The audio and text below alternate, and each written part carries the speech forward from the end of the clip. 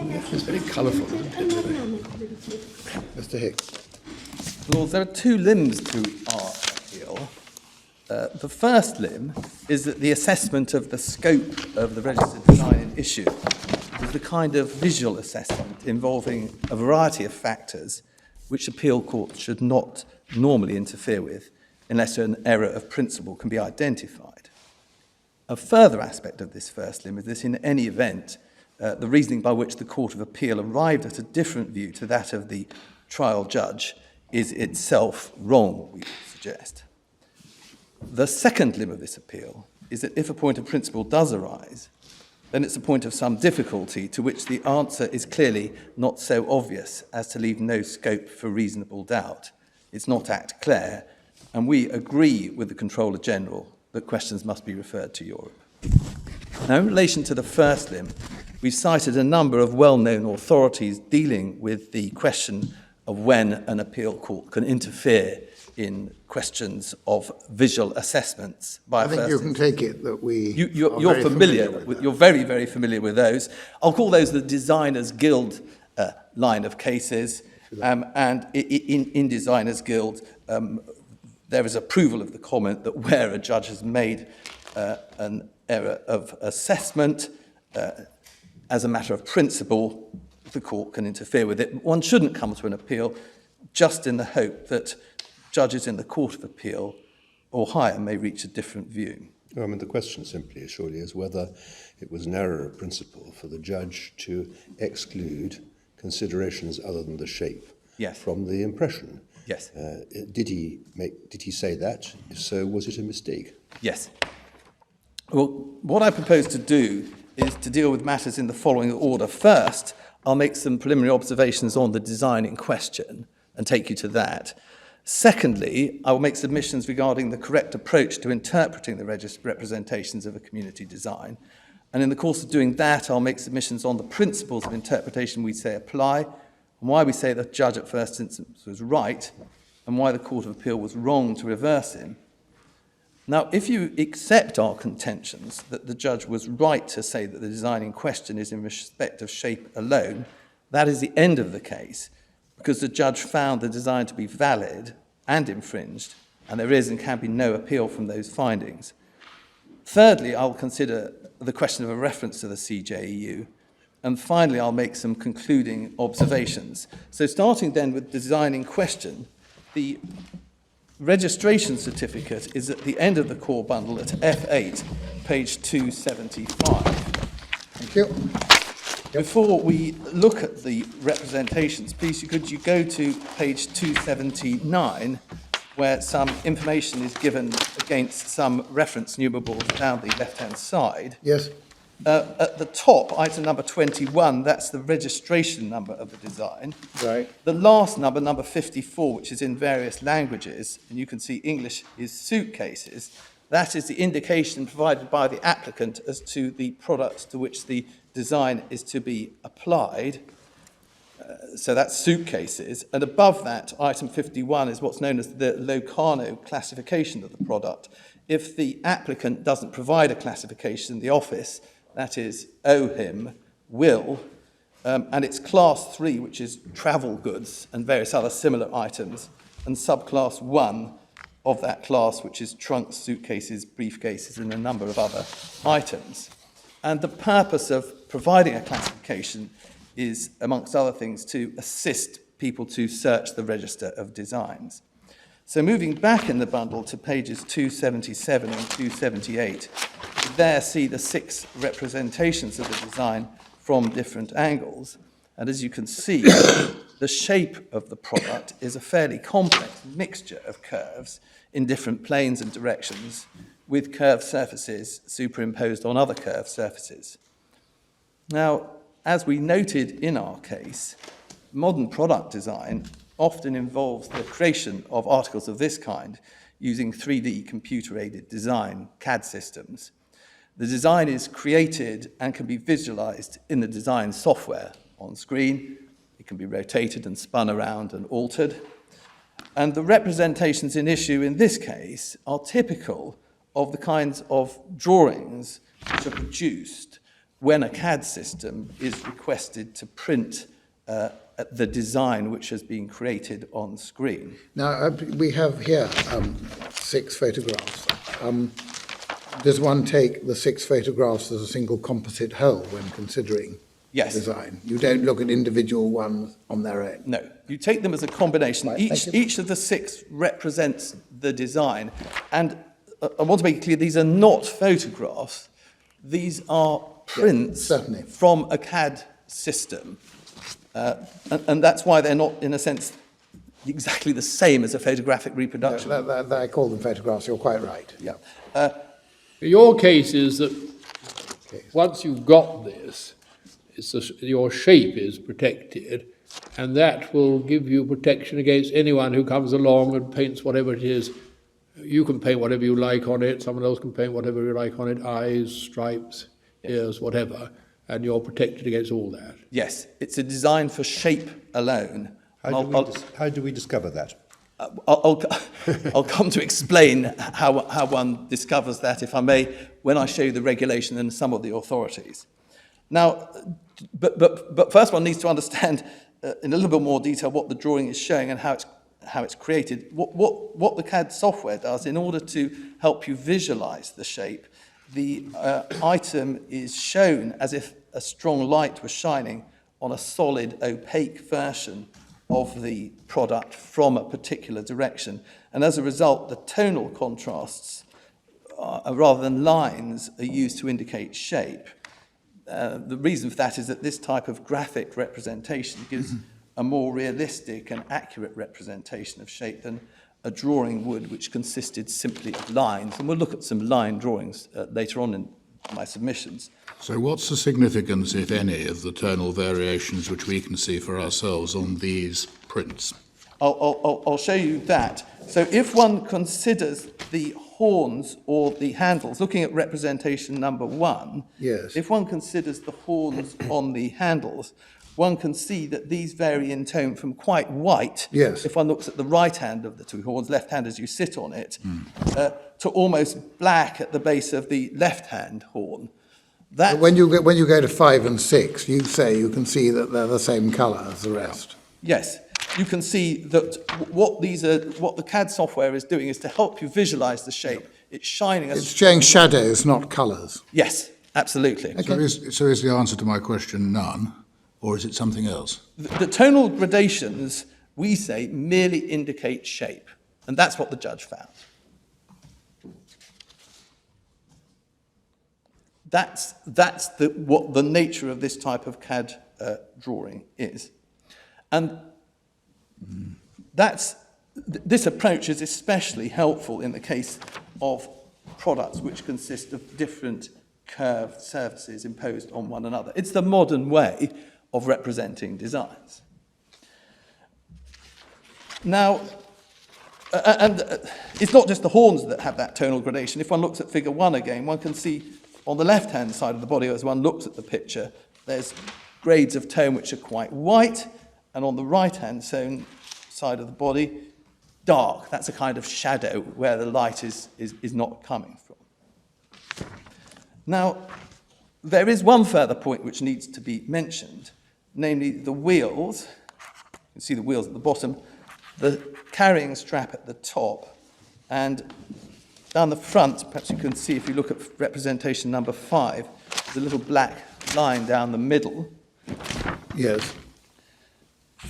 Now, we accept, and this is a point of which the judge was aware, obviously, that these are shown in a darker colour. Yes. Now, we suggest, and the judge accepted, that this merely indicates that these were separate parts, with an indication that these may and probably will be made of different materials from the rest of the body.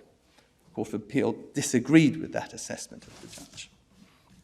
But our submission is that by showing the wheels somewhat darker than the rest of the body, the wheels, if one looks at representation 4, also have this effect of light on them to show that they are crinkly with some spokes or ridges on them. We suggest that by showing them in a darker colour, and as I say, the judge accepted, that these merely indicate that these are separate parts with an indication that they probably would be made of different materials than the rest of the body. So, for example, by showing the wheels, it's indicated that these are separate items which actually rotate and which may be made of a different material, for example, a softer or a harder material. In other words, it's not a toy which doesn't move, with wheels simply being an extension. What is the basis of this explanation? The only information that you're allowed to use under the regulation for the purpose of describing the design you're claiming is the image, not allowed to have a verbal explanation. Correct. So, I mean, this is all very interesting, that's the purpose, but, I mean, where does it come from? It comes from, and I'll bring you to this, what we say, the context, the background, that people do not view registered designs in a vacuum. They view them in the context of the class of products of which the design forms a part. And I will show you a number of cases where the appeal courts of various member states have adopted that approach. But fundamental to our submission, and fundamental, we say, to any sensible approach to interpreting a design, given the inability to have any verbal description, is that designs have to be interpreted in the context of the design field in which they are positioned. Otherwise, if you don't know this is a suitcase, you have no idea what it is at all. And there are many other examples, and I'll come to elaborate that point in more detail. Could I just go back to the suggestion that the wheels and perhaps the strip are differentiated in order to indicate that they might well be made of something different? Yes. Is the material which is used at all relevant to design? It can be. I'll show you some provisions. It can be relevant design insofar as the material might affect the visual impression. So a smooth material... Possibly not at all. Well, that for example, a piece of glass... That surely is saying the wheels, therefore, are... The message is that they are made of a different looking material. Yes. That must follow from what you say. Yes, a different material and also separate from the body. We're saying it's... But design is appearance, not content, isn't it? Yes, correct. But it's a visual cue to you that the wheels are separate, because you can't, of course, put forward a 3D example of what it is you're trying to represent. No. You have to show it visually from various angles. So it's not so much that they're different materials, it's just that they're different things. Different things. Different looking things. And maybe different things, and they may be made of different materials, but they're different, separate items. Right. Now, I showed you the... so there's the candle, the wheels, and that little black line down the front. Now, that is, if one looks at the bottom of the product, one can see a sort of rod going from front to back, and that's visualised at number 5. There's a circle right at the bottom, and that's in fact the characteristic of a clamshell type suitcase. And I refer to this as being a clamshell type suitcase, and we say that fact is part of the context against which you interpret that design. Now, if you turn back in the core bundle to section B, tab 2, which is page 84 of the bundle. Yep. Starting at page 85, you can see photographs of a selection. This is a selection only of a number of the prior designs which the judge was shown. And the judge held in paragraph 57 of his judgment that these formed part of the design corpus. And these are what we call clamshell type suitcases. So, for example, at 85, one can see the yellow suitcase and the grey sealing strip, which is softer and seals the two halves of the harder plastic clamshells together to make it perhaps watertight or less prone to hurting oneself if one gets one's finger jammed in there. But that's a sealing strip which is typical of clamshell type suitcases. And you can see the wheels in this case are, from my experience, made of a sort of rubbery type material, and the body is a harder plastic. And there's another example at page 97. It's the black Delsey product. And here the sealing strip is orange, as you can see from the photograph at page 97. And on the right-hand side at page 98, you can see right on the far right-hand side of the photograph, bottom of the suitcase, the hinge, which is characteristic of clamshell type luggage. And so that, we say, is the kind of context which a person interpreting this design will have to bear in mind. So what do we deduce from this as far as concerns the registered design? What you can deduce from this is that it's a clamshell type suitcase with a sealing strip. That's why the dark patch is shown at the front. It's a clamshell type suitcase of a type with wheels which rotate, and therefore the thing is movable. So you can deduce that, and that helps you interpret the design. There's nothing else you can use to interpret the design other than the representation itself and the context. Now, going back to the design and just covering some ground fairly quickly, which is at page 277, Yep. the judge found as a fact that the registered design in question was a ride-on suitcase for a child aged 3 to 6. That was paragraph 55 of his judgment. Children's toys, of course, come in a variety of different colours and are often brightly decorated in various ways with graphic materials such as cartoon characters. And moreover, suitcases generally, and as we've seen, and as is common experience, come in a range of colours and tonal variations. Therefore, there was no logical reason why an objective observer would consider that the designer would have wanted the design to be limited to any particular colours or tonal contrasts, or to a positive absence of graphical material printed on the surface. So, having regard to the design itself and taken in the context of the product into which the design was to be incorporated, Magmatic argued, and the judge accepted, that the representations indicated that what was to be protected was the shape of the product. And of course, the question for your lordships is whether the judge made an error of principle in coming to that assessment. And if he did, what that error was. The features in the drawings which I've just been discussing were obvious to see and were pointed out during the trial. The judge could see the representations had no graphic material shown on their surfaces. So that is why, and I'll elaborate this position, we say no principle or error in assessment of the evidence was involved. It was a question of impression in the light of the context of the design. Precisely the sort of question which the appeal court shouldn't interfere with. Now, the consequence of that can be seen if we turn back in the bundle to page 265, F6 265, which is an annex to the judgment. And what we see the judge has, so that's F tab 6, page 265, yep.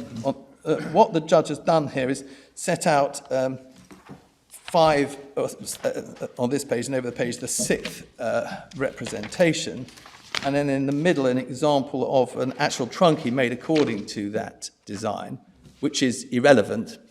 For this part of the case, it was highly relevant to another part of the case, which involved infringement of unregistered UK. Are the coloured thing, the blue and the orange on 265, are they relevant in any way for these proceedings? The blue one in the middle was only relevant for the purposes of the unregistered design case, which we were successful on and which is not subject to... That goes by the way. That goes by the way. The one on the right, the orange one, is an example of one of the range of products which the defendants made. We see it down below. Exactly. So what you can see there is pairs of products, a trunky on one side and one of the alleged infringements on the other. There's another one being wheeled into view. Now wheeled out of view, as far as I'm concerned. Wonderful, there we are. So that's an example which the judge has shown in this annex. Now, the judge, having found that the design was for shape alone, he had to perform the mental exercise of visualizing the shape elements only of the registered design on the left with the shape-only elements of the infringement or alleged infringement on the right, removing, in his mind, any element of graphic material or colour on the alleged infringement. That's the consequence of having found that the design is for shape alone. And as a concept, as an approach to registered designs, that's a very well-established principle. I'll come and explain how it arises, but once he's found it's shape alone, that is the exercise he has to perform. The product as made by the claimant is irrelevant. It can help the judge understand something about these sorts of products, but it's irrelevant. And from the point of view of the alleged infringement, if it's shape alone, all surface decoration has to be mentally removed. You say either all surface decoration is to be removed from the allegedly infringing item, or you, as it were, put all the decoration by analogy onto the registered design, thereby comparing the two orange items over there. That would help you visualize the shape, but the correct test, we suggest, is to eliminate all elements of the design mentally other than shape, once you've decided it's shape. Why is there anything in any case or any rule that says that shape is the only thing when you talk about a design? No, perhaps then I can... But then, given that colour can be and decoration can be part of the design, the alternative view might be that you simply take what's shown in the application, in the registered design, and compare it with the actual item with its decoration and say, bearing in mind the decoration on top of the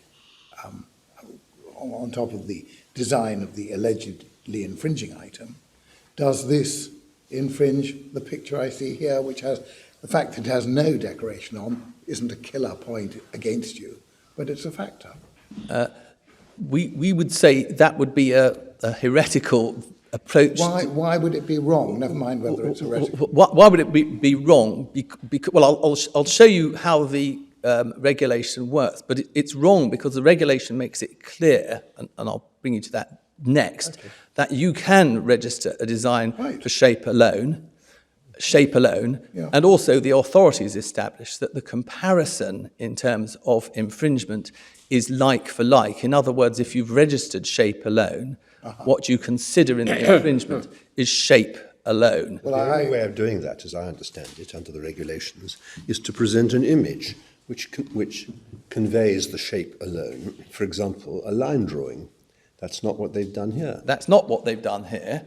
And this is a fundamental question in this appeal. Is this type of drawing fatal to a case based on shape alone? That is a fundamental question at the heart of this case. Now, my learned friends on behalf of the respondent do not say that is the case. They say it all depends on context. And as I'll show you, there are cases where, a particular line of cases, where line drawings have said to be representations which say something about ornamentation. Well, some may. Some may. But if you want to claim the protection only for a shape, you have surely got to present an image which only conveys the shape. Well, we respectfully say no. We respectfully say, and the judge accepted, that a CAD drawing of this kind is an equally acceptable way in the modern world, in the modern context, of representing shape. Could you, with a drawing, show the shapes and shades which are shown in the CAD drawing? Not so clearly, we suggest. Of course, there are ways in which you could attempt to do it, but not so clearly. And it would be more difficult because you couldn't use the prints from your CAD system. But This is a matter of choice, surely. There are lots of ways of presenting an image. You can have a line drawing with just an outline. You can have a CAD image. You can have something in colour or monochrome. It depends entirely how much information you wish to convey, which will in turn depend on what you are claiming protection for. Of course, there are alternative ways of representing designs, and why this question is of very considerable importance, not just to the parties, but to the design world in general, is that if this view is to be taken of CAD drawings, that there is a presumption that they are for something more than shape, that is something we say which is not... No question of presumption. It's simply that the form of the drawing will determine how much information you can convey, and therefore how much you are claiming. So you just choose a form of image which depicts what you really want to claim and nothing else. Yes. And the question is whether a CAD drawing is an acceptable form of drawing to represent shape alone. Well, you say that's what you've done here. Yes.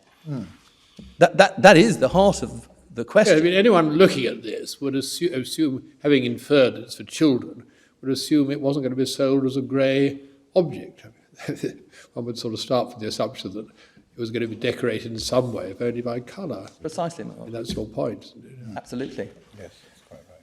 Now, I need to get to the regulation, and I'm sure you've read the cases which deal with it, but if I could just highlight some of the provisions. Right, here, If we look at the regulation itself, which is in Authorities Bundle 1, at tab number 1,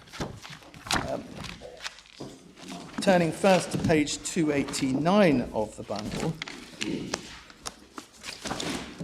we can see the definition of design in Article 3A. It's the appearance of the whole, Yes. and it's important, or a part of an article or product resulting from, and then there's a list of elements, colours, shape, texture, and then there's an and/or for ornamentation. Therefore, it is possible for a design to be registered in respect of only the shape of a product. That is to say, the part of the product or the part of the appearance which derives from its shape, irrespective of colour or the graphical designs printed on it, or any other ornamentation or the texture of the surfaces which make up the product. Equally, a design can be registered for a 2D pattern or other 2D decoration, a piece of wallpaper, pattern to be applied to china, a 2D pattern which is to be applied to a product, or a design can be registered which is in respect of both shape and the 2D graphical design applied to the shape or a part of it. And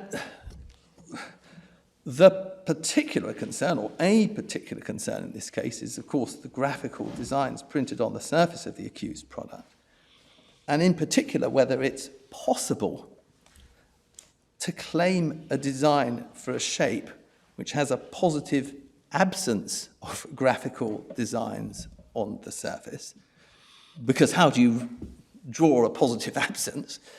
And if it is possible to do that, whether that was done in this case. And obviously I will have to come to consider that in more detail later. Now, if I might just provide a little bit more background to designs law very quickly. So Article 4.1 says a design has to be new and have individual character. And Article 5, and validity was an issue before the trial judge, and he found the design to be new and to have individual character. And that formed a significant part of the trial. Article 5 deals with novelty, and novelty is if no identical design's been made available to the public. And 5.2 says a design's deemed to be identical if features differ only in immaterial details. Article 6.1 explains what individual character means. It means the overall impression the design, whatever is defined, produces on the informed user differs from the overall impression produced on such a user by any earlier design. Now, the word informed user is there, and in light of the way the argument has developed before your lordships, it's necessary briefly for me to consider the characteristics of the informed user. Now, as you know, a number of matters which arise in different branches of intellectual property law are to be judged by reference to notional individuals or teams of individuals. So in patents, one has the notional skilled person or team of persons skilled in the arts. In trademark law, one has the average consumer. And the notion of someone called the informed user is one specific to community designs law. If you could keep open that page of the regulation in the authorities bundle and open the first instance judgment, which is in the core bundle, tab F6 of page 249.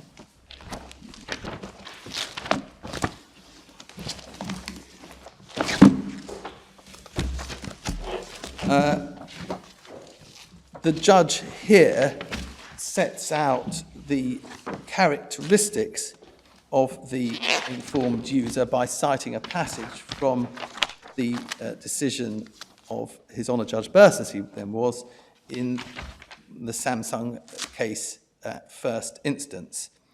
And at paragraph 34, His Honour Judge Burse sets out a number of characteristics of the informed user. So at 1, he or she is a user of the product in which the design is intended to be incorporated, not a designer or technical expert. And then that is contrasted at 2, but unlike an average consumer of trademark law, he is particularly observant. And at 3, he's deemed to have a knowledge of the design corpus and of the design features normally included in designs existing in the sector concerned. And he's interested in the products and shows a relatively high degree of attention. So that summary given at page 249 of the core bundle is entirely uncontroversial. If I return then to the regulation and Article 6 on page 289 of the first authorities bundle, Article 6.1 I've read to you, and you'll see that later on Article 6.2 says, in assessing individual character, the degree of freedom of the designer in developing the design should be taken into consideration. Now, a further matter which the case law establishes must be taken into consideration when considering individual character is the so-called design corpus. Interestingly, this is not stated expressly in Article 6, but it emerges from recital number 14, which is at page 287 of the authorities bundle. 287. 287, just back 2 pages. Yep. Recital 14 at the top of the right-hand. Yes. The assessment of whether a design has individual character should be based on overall impression produced on an informed user viewing the design And then there's a mention of design corpus, taking into consideration the nature of the product to which the design is applied. That all goes to validity, doesn't it? That goes to validity, yes. Yes. And that includes While we're in That these, includes, sorry, that, clearly differs, which is clearly differs. which is a different test, isn't it, when it comes to infringement? Yeah, clearly differs. That is a point that's been picked up in various cases, but it's, I'll try and summarise it. Clearly differs means differs, as it's been interpreted. It's not a point which concerns us as now. Clearly doesn't appear in 6.1. It doesn't appear in 6.1, and it does appear in recital 14. Or 10. Yes, it's at any rate that's a word that has caused some difficulty in earlier cases. But the Court of Justice has resolved. that's That's validity. That's validity. While we're looking at the recitals, recital 15 says that a community design should, as far as possible, serve the needs of all sectors of the community. And at 24, it said it's a fundamental objective that the procedure for obtaining a registered community design should present the minimum cost and difficulty so as to make it readily available to small and medium-sized enterprises as well as individual designers. And we contend that the approach of the judge meets that objective. SMEs and individuals can use their CAD drawings, which they've used to design the products, as the basis of design registrations. The approach of the Court of Appeal introduces technicalities which mean, for practical purposes, that individuals and SMEs will need to bear the additional burden and complication of having special drawings, probably line drawings, made for the purposes of design registrations if they wish to be sure they're protecting shape alone, if the Court of Appeal's approach is adopted. Moving forward then in the bundle of authorities to Article 10, and that's on page 290, once one's ascertained the scope of the design, there is infringement if the accused design is identical or sufficiently similar that it doesn't produce a different overall impression on the informed user. Now, if I could just show you how the judge dealt with some of these points in the judgment. I'm not going to take you through any detail, but just to show you the structure of the judgment. That's at bundle F tab 6 at page 250. So at 249, the judge has explained the characteristics of the informed user. At page 250, paragraphs 44 to 46, the judge considered the law relating to the design corpus. At 47, he considered the law relating to degree of freedom. All this is uncontroversial. At 48, he considered the effect of design freedom.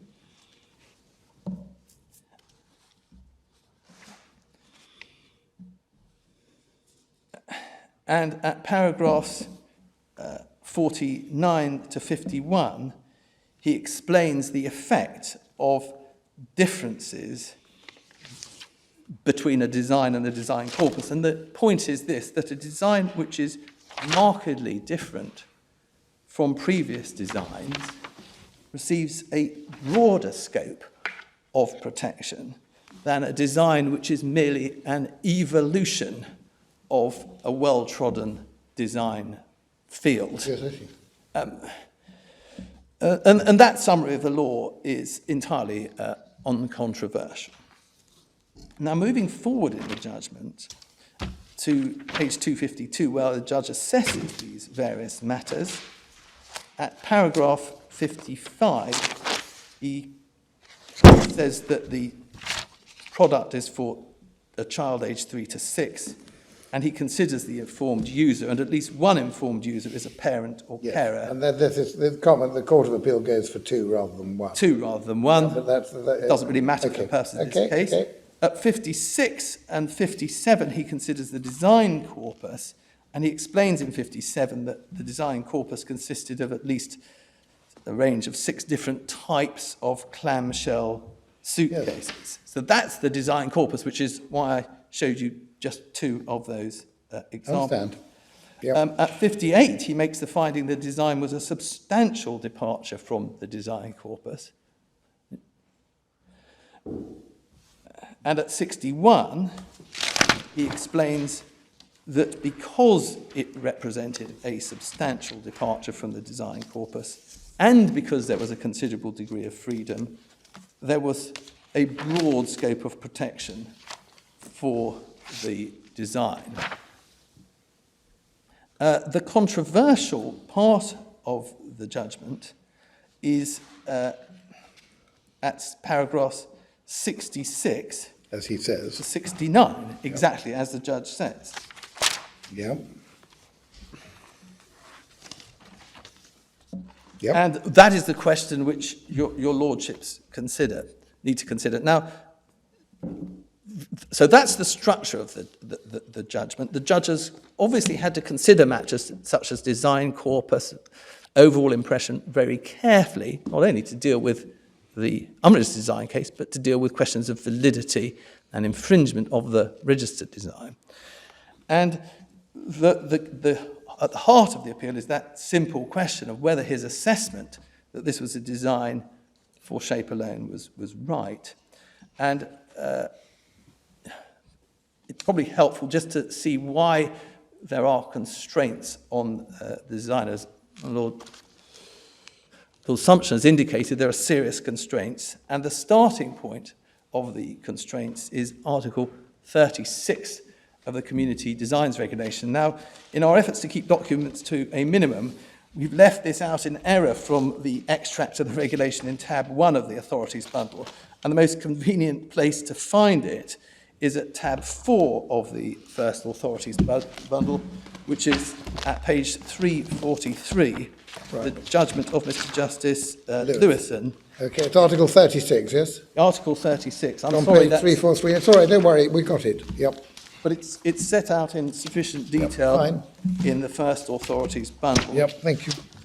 Tab 4, Yeah, 343, yep. 343. Yep.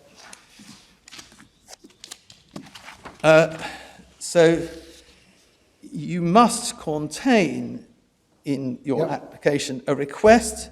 It's C, isn't it? C, you must include a representation, but if it's a 2D design, you can actually put in a sample. Can't put in a sample of a 3D article, otherwise the registry would be filled with suitcases and goodness knows what else. But you can put in a sample of fabric or something. And then 3A and B describe two, A and D rather, describe two optional features. You may include a description explaining the representation or the specimen. That wasn't done in this case. And D, you may include a classification of the products. That's a Locarno class. But important. 3A doesn't affect the scope. No, it doesn't, and it can't do because 36.6 says the information contained in the elements mentioned in 2, 3A and 3D shall not affect the scope of protection of the design. There's probably practical problems for that. If you start putting descriptions in, you've got to translate them into... Well, I mean, what's unclear is what's the point of doing it then, but never mind. Well, to help the office deal with its registration procedures and so on. But there it is. That's what's provided for. I see. And those aren't translated on The application, it's not in the... Yeah. Yep, in the... Now, there are further constraints on an applicant. One, of course, is you have to put in a 2D representation of the 3D article, but also some additional ones are contained in the implementing regulation, which gives effect to the designs regulation, and that's in Authorities Bundle, tab 2, the same bundle, at page 299.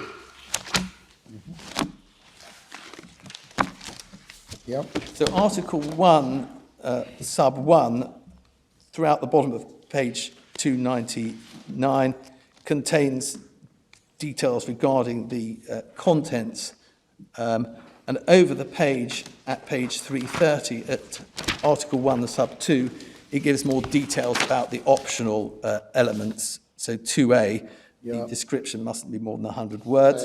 But importantly for present purposes is Article 4 in the bottom right-hand corner of page 300.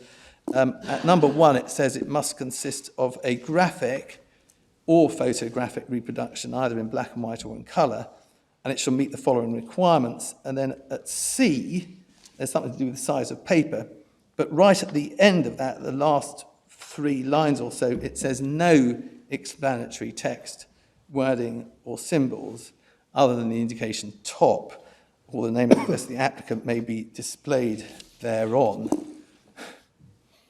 So you're prohibited from writing explanations on your representation. And the office will remove them if you do. And at D at the top of page 300, E at the top of page 301, you've got to reproduce the design on a neutral background. Now, Yes. so the problem faced by an applicant is how you indicate what design of the whole or part of an article or product is sought to be protected using only graphical representations. A matter in another way, how is the court to interpret the representations in a registered community design, bearing in mind those constraints? Now, at paragraphs 29 and 30 of our case, perhaps we can just look at them. We summarise our position from the shorter bundle. That's at bundle B tab, at section B tab 1, page 70. Yep. We summarise our intentions there. Yep. First, and most obviously, you have to have regard, we suggest, to the representations themselves.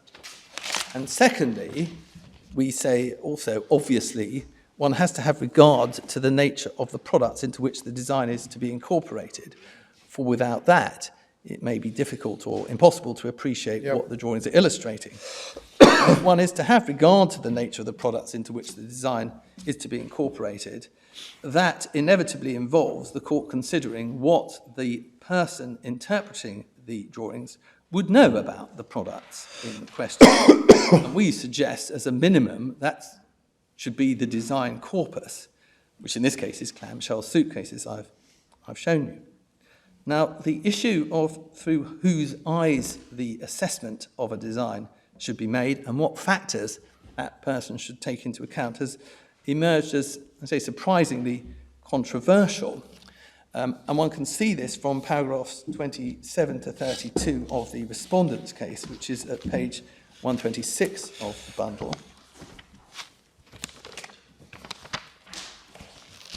Paragraphs 32, did you say? I'm sorry. 136. Page 126. 126. Page 126, I'm sorry. Yes, page 126, paragraphs 27 to 32 of the Respondent's case. But you only need to see the heading above paragraph 29 Yes. and 29 itself. It's for the court or tribunal alone. There is no role for the informed user or the design corpus in the process. Now, later on, at paragraph 34, page 128, it's said to be a question of fact as to what may be visually perceived from the graphical representations. You don't agree with the statement that the design corpus is irrelevant? No, we don't. But how does the design corpus tell you? You assume a valid registered design.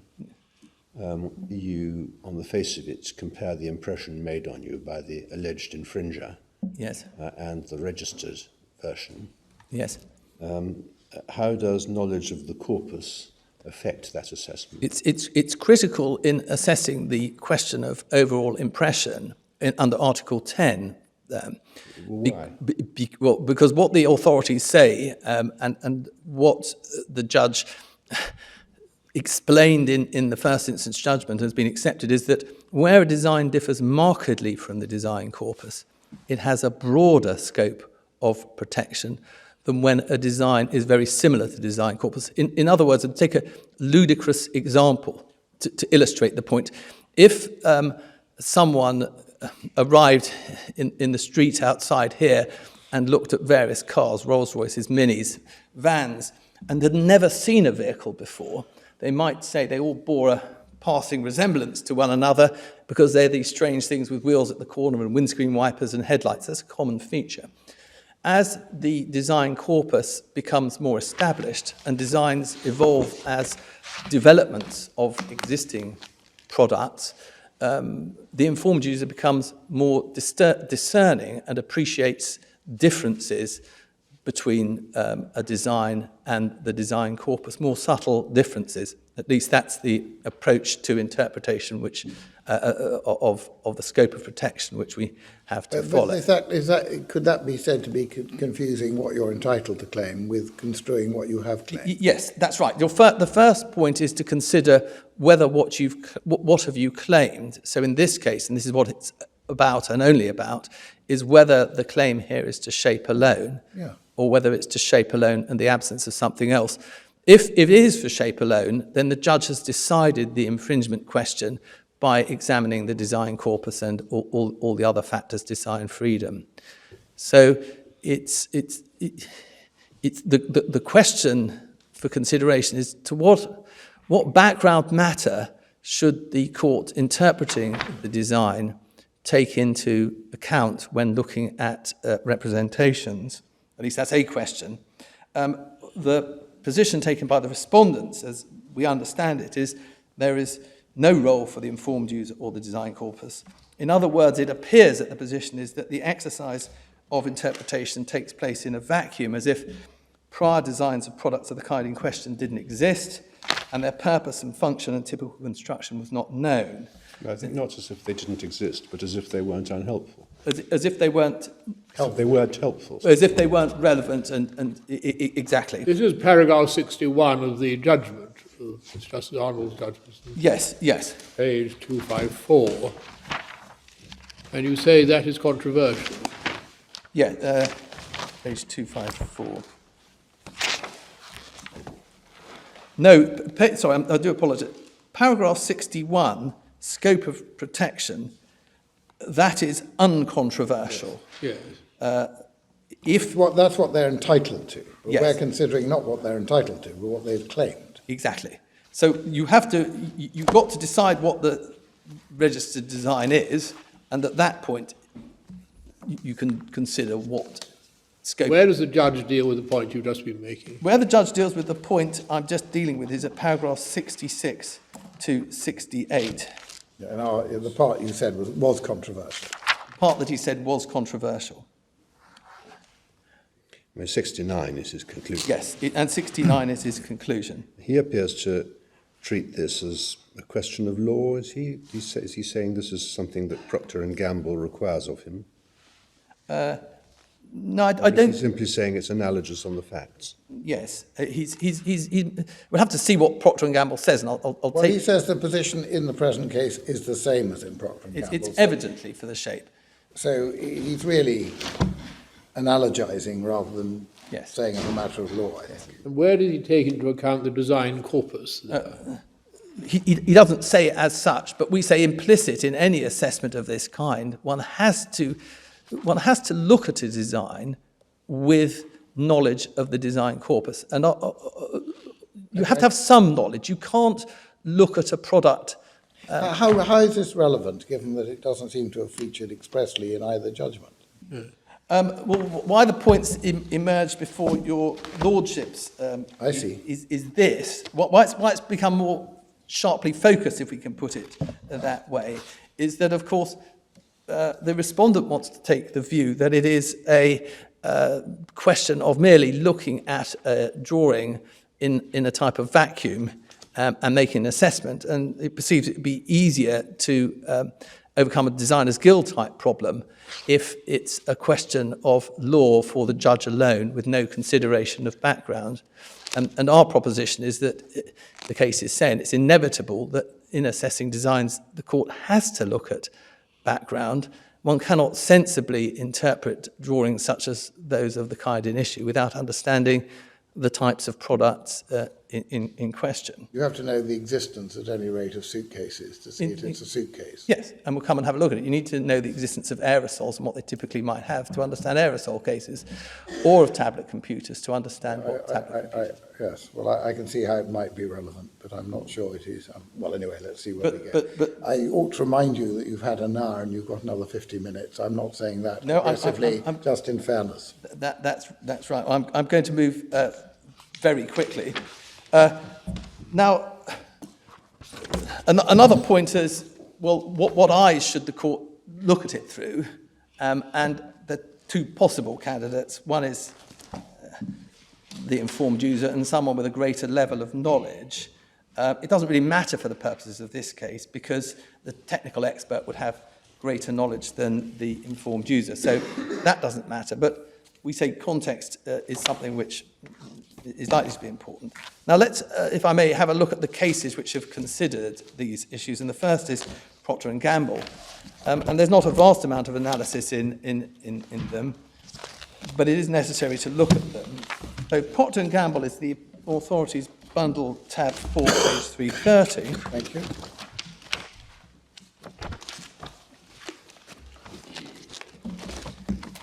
And we can... That's the one with the drawing.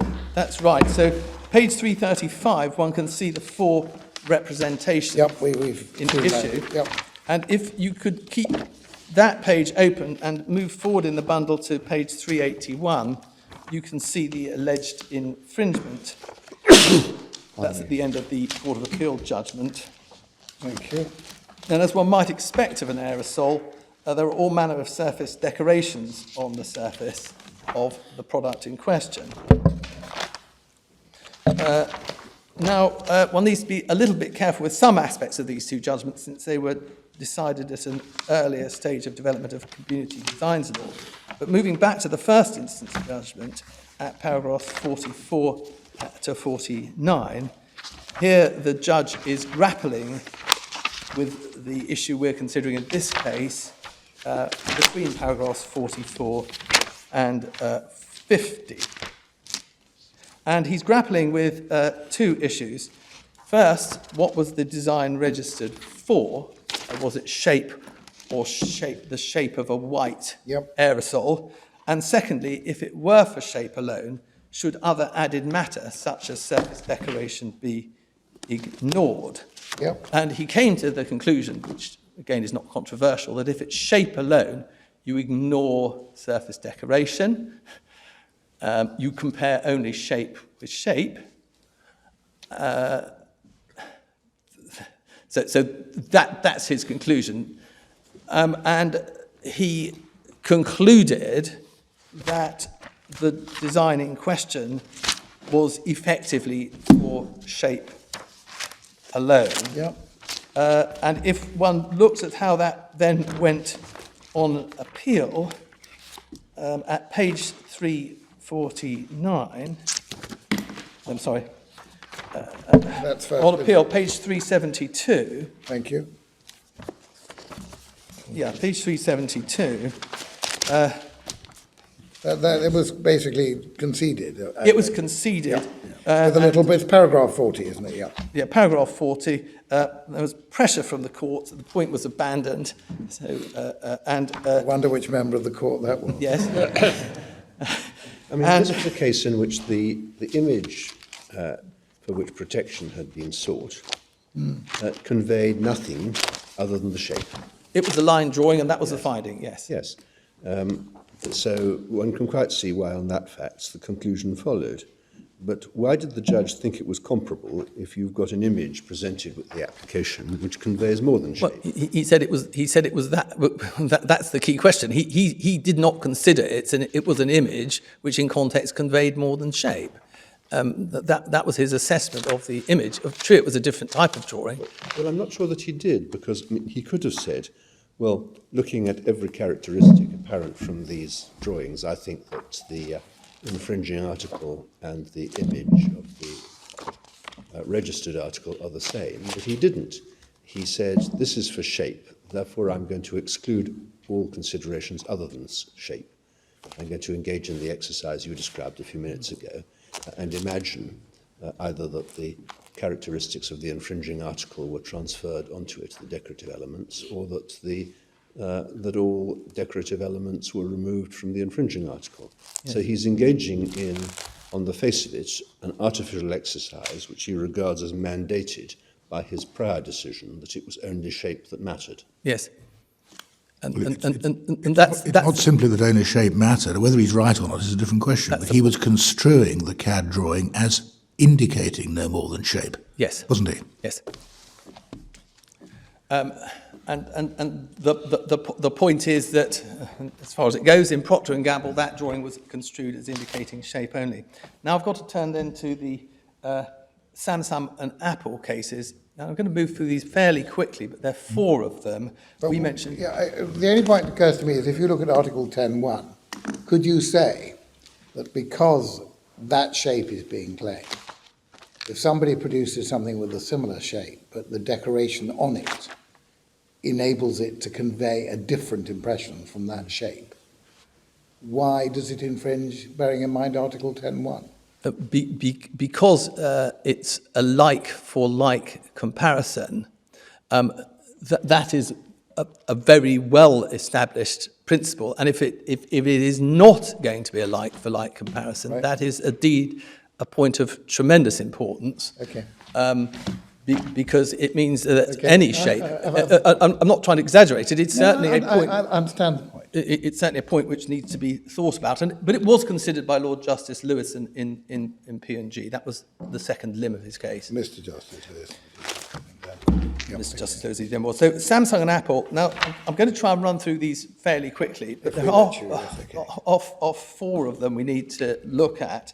The first, and of course this was a worldwide battle between Samsung and Apple, 2 very large companies, about tablet computers. So Yes, not yes. surprising they've tried their hand in different jurisdictions. And you helpfully included the pictures. And Now, at tab number 6 of the authorities bundle, we've got the first instance decision of His Honour Judge versus he then was. Yeah. At let me just show you the drawings in question. First of all, those are at page 421 and 422.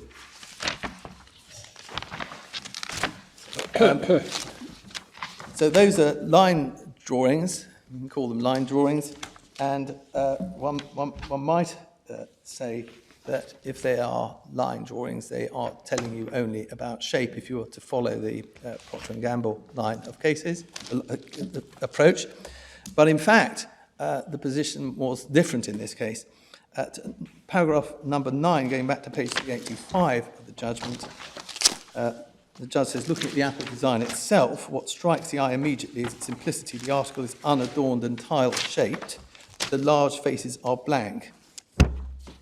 And then over the page, at page 387, one can see at paragraph 16 a list of 7 features relied upon by Apple. By the way, I should say the design in question was specified to be for a handheld computer. So that was the context of that. At 16.2, a flat transparent surface without any ornamentation was said by Apple to be a feature of the design. And Apple was the design owner. And Apple was the design owner. This, I should explain, this was an application by Samsung for declaration that its product didn't infringe. Non-infringement. It wasn't an invalidity case. It was just a non-infringement case. Now, what the judge then did is went to consider in his judgment each of the elements shown.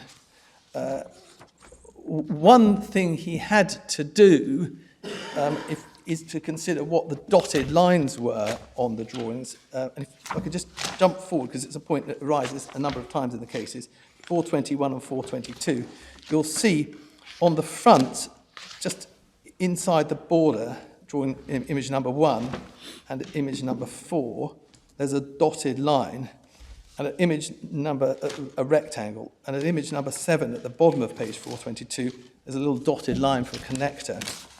And the question is, what did those mean? If I just show you how this judge dealt with it, at page 386, going back to paragraph 9, the last 3 lines of paragraph 9, he says they're sockets for connections. These are marked in dotted lines. They clearly indicate that designs don't include those features. The question was, though, what the dotted lines on the front meant. And at paragraph 10 at the end, he records Apple's submission that the dotted lines would be understood to indicate the presence of a visible border. And halfway down paragraph 11, he says, it's obviously a border around a screen. Now, we contend what the judge was doing here is precisely what we say was appropriate. He was adopting the position of someone who knew and understood about handheld computers, and he used that to interpret what the dotted line meant. Did the judge accept that the absence of ornamentation was a feature? Yes. So he was taking the view that because there was no ornamentation on the image, there was no ornamentation claimed as a feature of the protected design. Yes. Right. One can see that because what the judge did is absence of ornamentation. It was the absence of it. Yeah, the absence of ornamentation. Yes, I'm sorry. Yeah. Yes. The absence.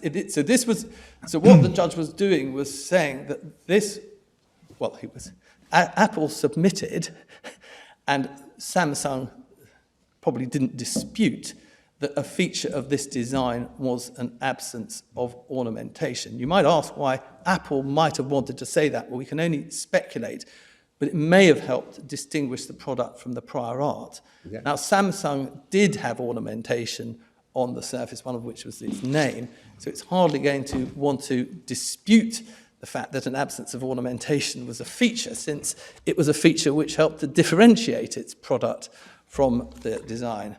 But so that was the context. Paragraph 16, there's the features, and what he does is go through them all one by one, and if, for example, we take feature 2 and see how the judge dealt with it, that is in a passage starting at page 404, a flat, transparent surface without any ornamentation. Which paragraph, sorry? Paragraph 105 on page 404. Thank you. There's a heading, which is Yes, summary I have it, thank you. feature number 2. So he first of all talks about design freedom. At paragraph 113 and 114, he then considers Apple's tablets' similarity to this feature. And at 114, he says a difference, the very low degree of ornamentation on the Samsung device is noticeable. However, a difference is the camera hole, speaker grill, and the name Samsung on the front face. So it's clear that the judge is taking this to be a design which is said to have as a feature a positive absence of decoration. And so that was a difference which he was entitled to take into account. And for a number of reasons, which we need not look at further here, the judge concluded that there was no infringement by the Samsung product. And the decision was upheld on appeal, which is in the next bundle, tab of the bundle. And at paragraphs... Next tab? It's next tab, I'm sorry, of the... Tab 7, yes. Tab 7, yes. And if one goes to page 348, one can see Sir Robin Jacob... 348? I'm terrified. 438, paragraphs 17 and 18. One can see discussion of the question of lack of graphical ornamentation. And perhaps the point can be best seen from 18. 17, he says, he refers to the trademark plus the speaker grill and camera hole, little turned on it, but it was a difference. And then he says, I think the judge was correct here. If an important feature of design is no ornamentation, as Apple contended and was undisputed, the judge was right to say that a departure from no ornamentation would be taken into account. What you're really saying, as I understand it, is in this case, A, because of the nature of the product and the prior art, it would have been understood to have been part of the design to have no decoration. And anyway, by the time it got to the Court of Appeal, at any rate, it was common ground. Yes. And therefore, that doesn't help in this case, No. saying that the reader or the court would naturally presume that the absence of decoration was not part of the design. Yes. For the sort of reason given by Lord Conworth earlier, this was for a child. Appellant Sandstone was probably the first case where this concept of a design featuring a Okay, lack got- of positive lack understand of your ornamentation was Yep. considered. Understand your argument. If one looks at tab 10 of the authorities bundle, Yep. this at page 506, this is the decision of the invalidity decision of OHIM on the very same design. So Samsung are now challenging validity of the design at OHIM.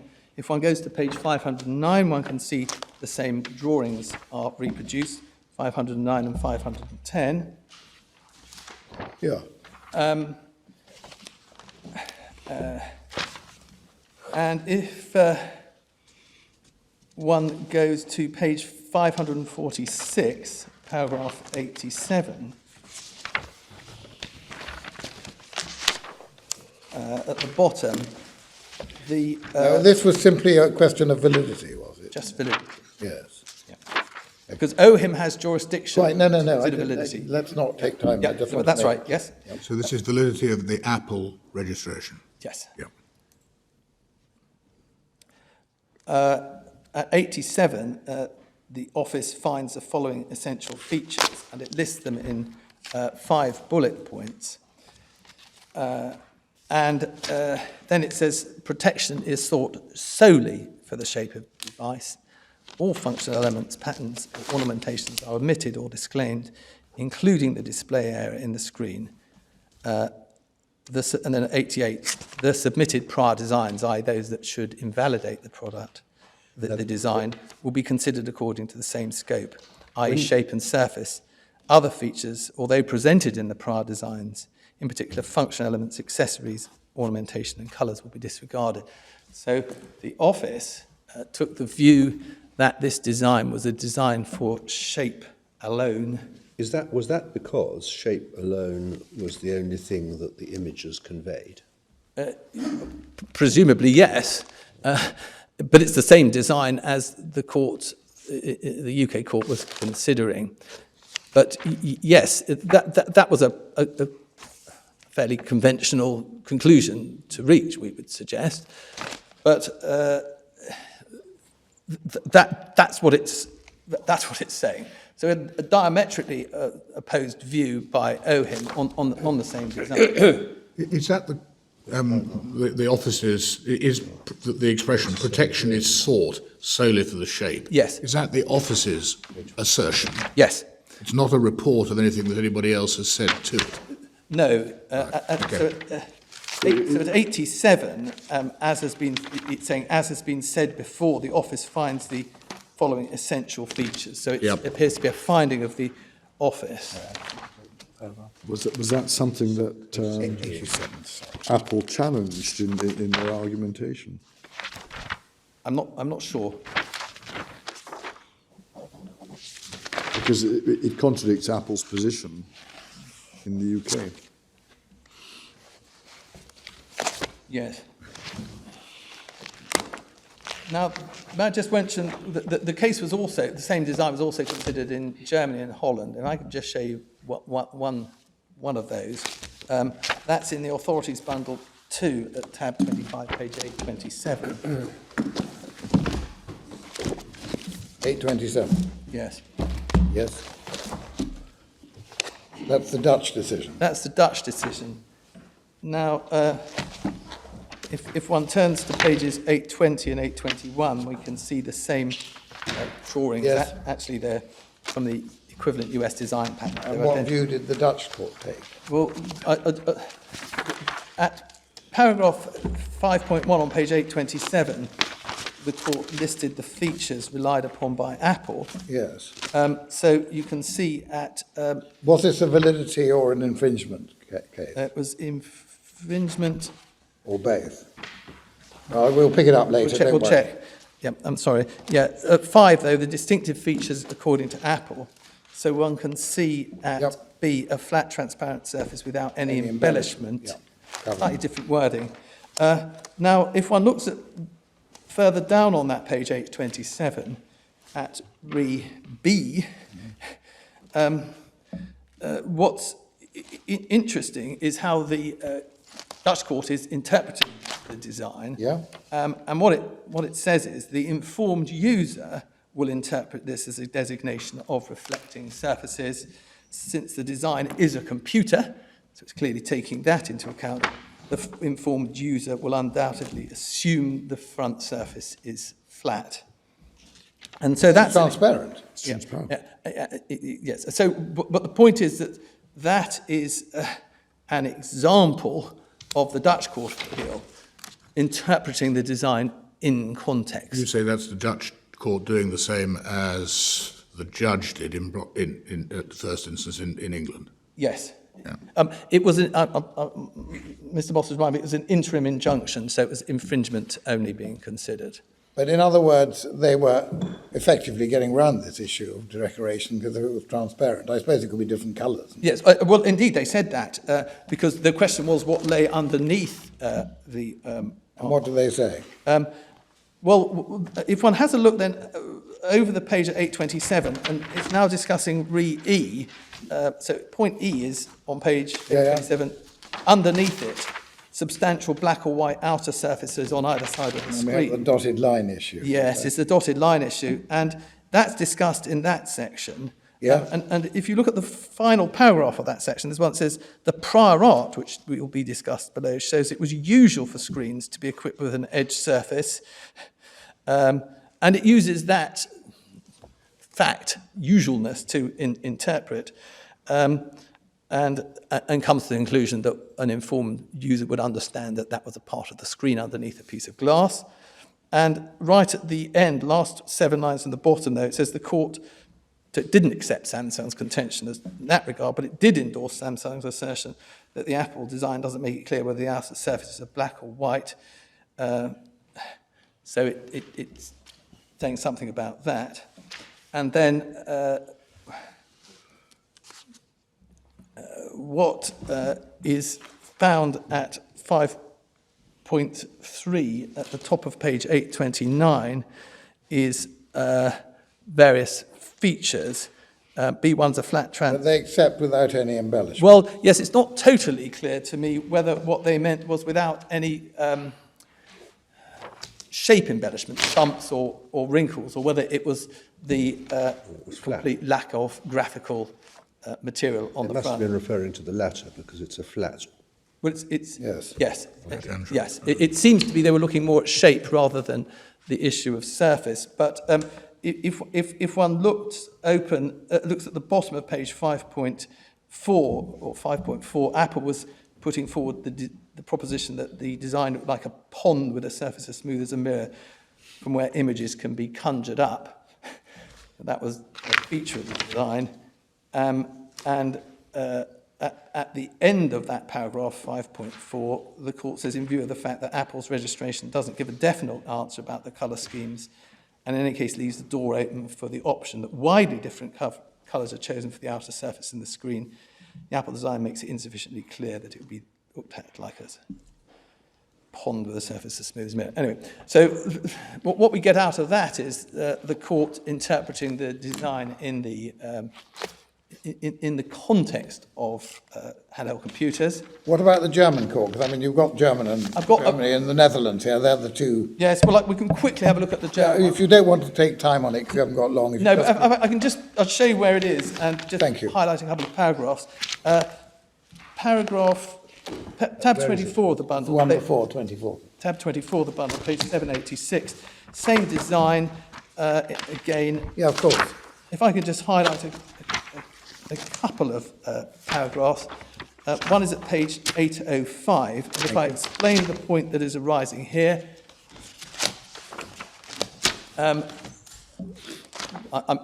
doing quite well. Good, that's okay. My submissions, but I will move over this fairly quickly. This paragraph, 2 paragraphs at the bottom of page 800. The design underlying. Yes. Samsung was alleging that there was a problem with the Apple design because it showed 2 designs. Yes. In other words, there was an inconsistency in the drawings, and that could give rise to invalidity. And at the bottom of the page, the German Court of Appeal says the criterion to be applied is the understanding of the informed user. Yeah. And then it goes on to say at the top of page 806, to the informed user, there is no irreconcilable contradiction. So it resolves the problem of ambiguity in drawings by reference to the informed user. And then at page 807... The dotted line at 807 to 808. Yes, and then just after 807, there's a list of 7 features. If I could just show you, though, the sentence after that, or 2 sentences after that, again, the German court is saying the informed user knows that a pocket computer has a screen and the cover of the screen must be transparent. So again, it's interpreting the design in the context of the knowledge of an informed user. The informed user seems to be relevant because being an informed user, he will attach particular significance perhaps to some features of the design and less to others. Yes. So it's relevant to the impression of difference that is created. Absolutely. It's relevant to difference of impression, but why I've shown you both the Dutch court and the German court is it's also relevant to understanding what is being claimed, because that is how the German court resolved the difficulty of ambiguity. Well, ambiguity I can see, but that's, yeah. And that is how the Dutch and German and His Honour Judge Merce resolved the question of what the dotted line on the front meant. Did either the German or the Netherlands court have anything to say about the fact that the point that weighed with the English court in terms of the decoration or trademark? No, well, in fact, what happened in order of time, there was the Dutch decision first. Yeah. Then the decision... Well, if the answer's no... No, well, it did. On. The German court did mention His Honour Judge Merce's decision later on. I'll just direct you to where it is. Yeah, again, I don't want to take... No, it's page 816. They didn't feel they could adopt the decision of the High Court. Yes. And then when the matter went to the Court of Appeal in the UK, Sir Robin Jacob criticised the German court for taking that opposite view. So they were wrong. Now, there is one authority I must deal with, though, which is a counter-authority, or at least to some extent it's a counter-authority, called Sealed Air, which is cited in my learned friend's case. Yep. And that's at Authorities 1, tab 8. Yep.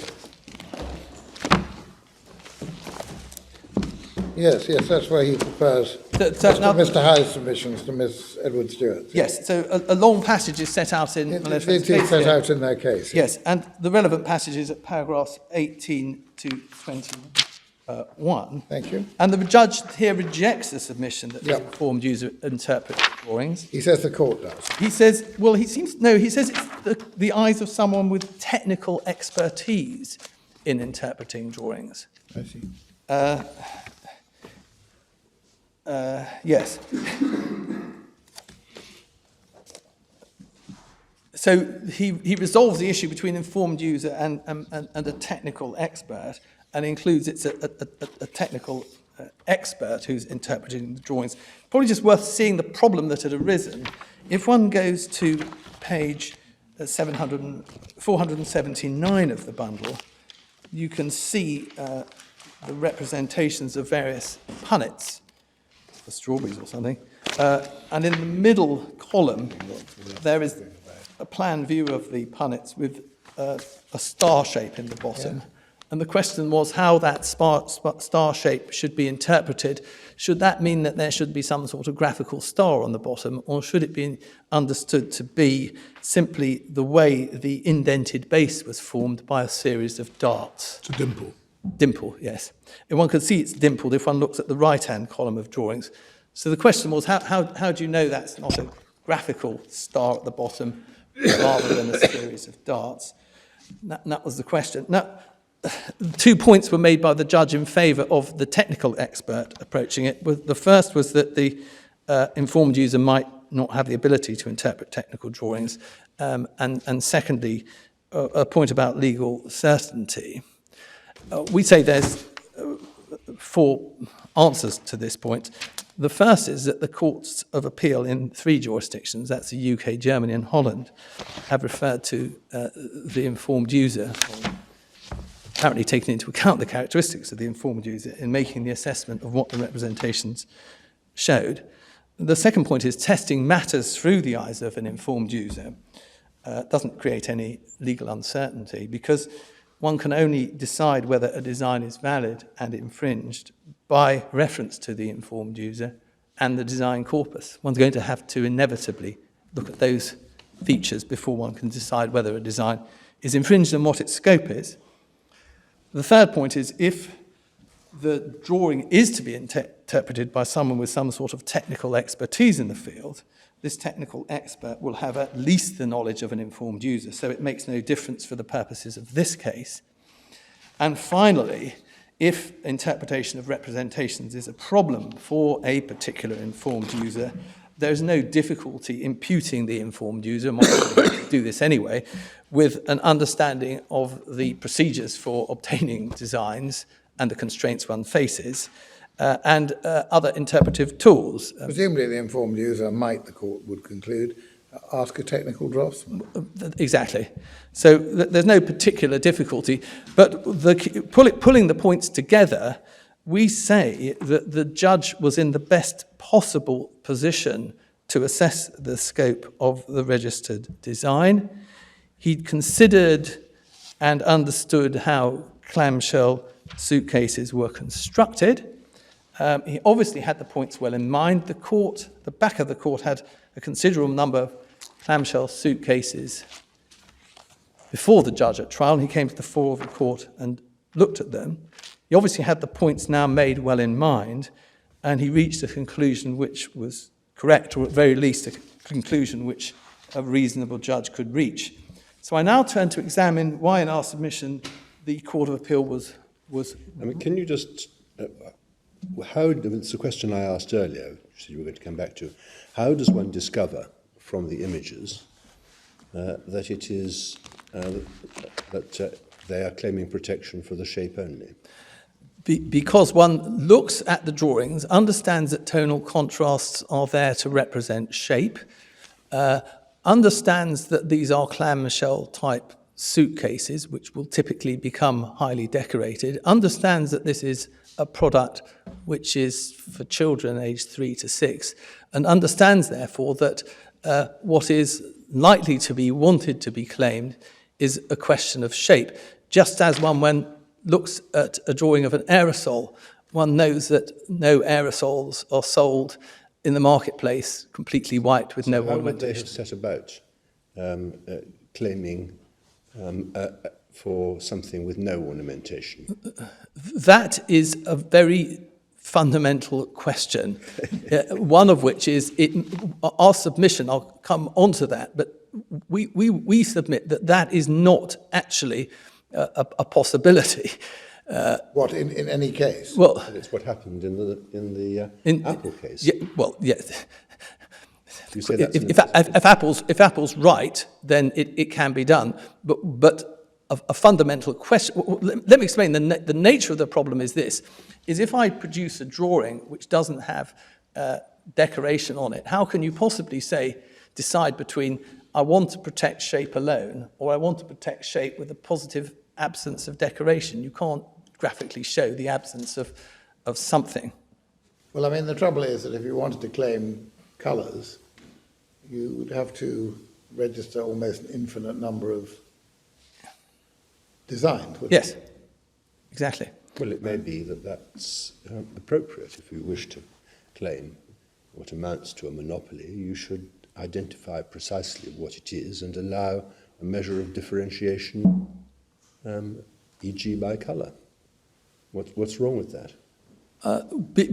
Because the regulation provides for the ability to protect shape alone. That is a feature which is recognised. So how do you do it? Surely what you do is you present an image of something which conveys nothing but the shape. Yes, and we say that is exactly what the drawing in this case did when taken in context of the understanding of the...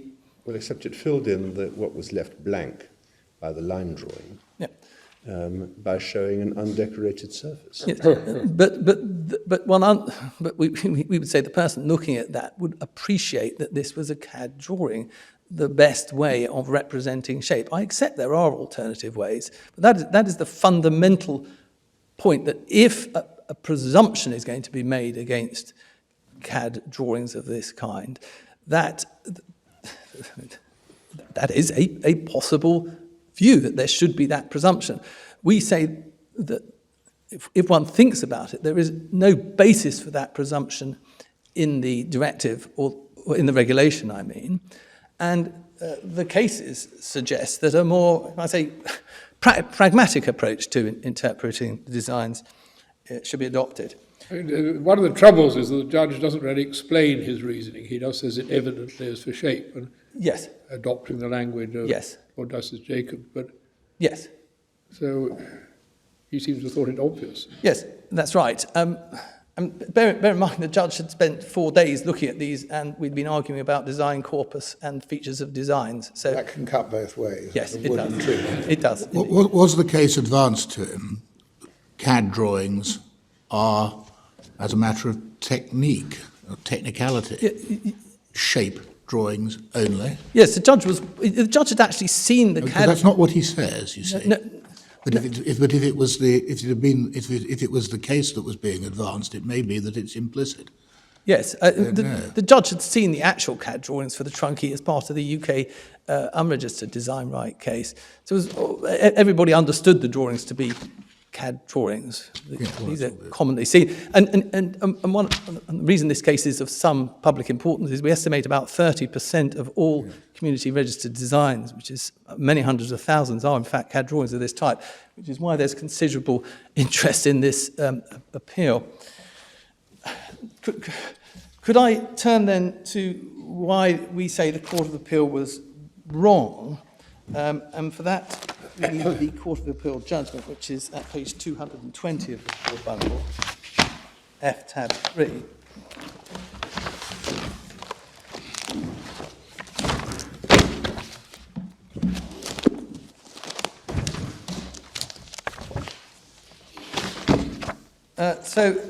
In fact, the passage which deals with this is also quite short in the Court of Appeal's judgment. And the structure of it is at paragraphs 41 and 42, Lord Justice Kitchen identifies what he perceives to be two errors by the judge. The first error is dealt with in paragraph 41, and that is essentially the lack of adornment point.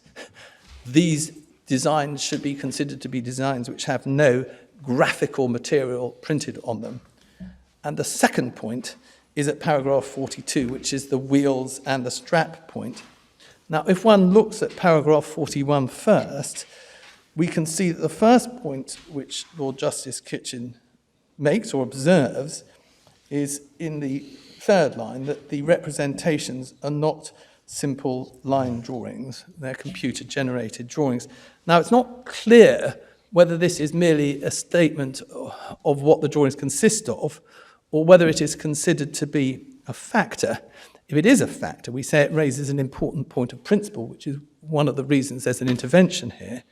Because, as I've said before, there's nothing in the regulations or the case law which suggests that that should be taken as a presumption.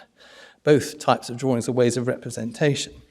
The second point starts with the proposition that the design looks like a horned animal because its flanks and front are not adorned with any imagery. And it's said that the judge failed to appreciate that fact. And we suggest there are two problems with this view. The first is that the judge did in fact appreciate this point. And the second is that the reasoning is conclusory rather than a reason. Can I deal with the first point?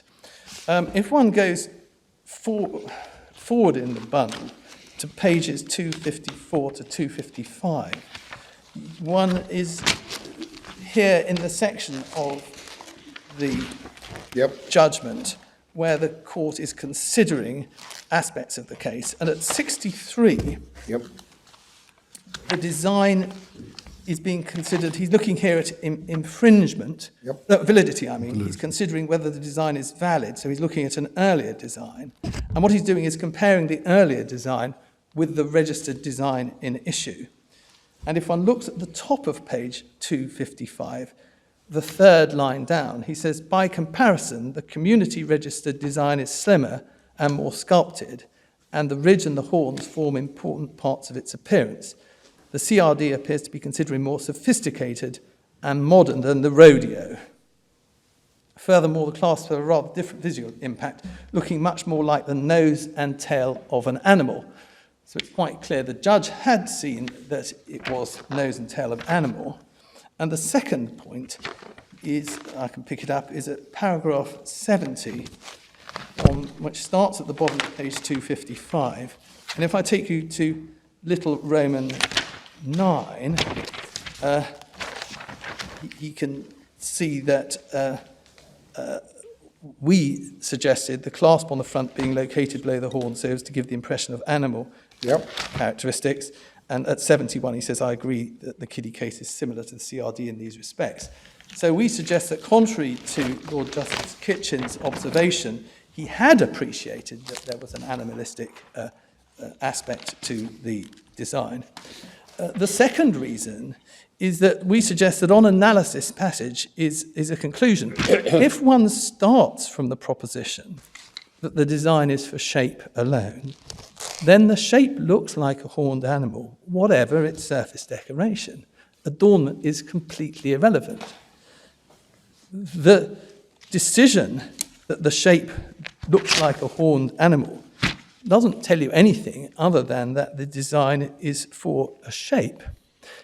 If one starts, though, with the opposite conclusion, that the design is for shape and blank surfaces, then, of course, the conclusion is true, because the surfaces are blank and unadorned with any graphic material. The problem is with Lord Justice Kitchen's view, we suggest, that exactly the same observation could have been made in the Procter and Gamble case. The aerosol in that case looked like a can of that shape if one considered shape alone, but obviously one could decorate it with all manner of fancy graphics to make it look like something completely different, a mobile phone, for example. One can envisage it being decorated in all manner of different ways. Therefore, as I say, the difficulty with Lord Justice Kitchen's approach is that it starts with the conclusion that one is not looking at shape alone. If one starts with the conclusion that one looks at shape alone, then the shape is always that of an animal if all additional graphic material is excluded. Well, he didn't accept the proposition you put forward a few minutes ago, that it's impossible to claim an absence of surface decoration as a feature of a design. No. Paragraph 47, he's clearly analysed it on the basis that it is possible. And it's what happens if you include something more than a line drawing, which on the face of it doesn't have any surface decoration.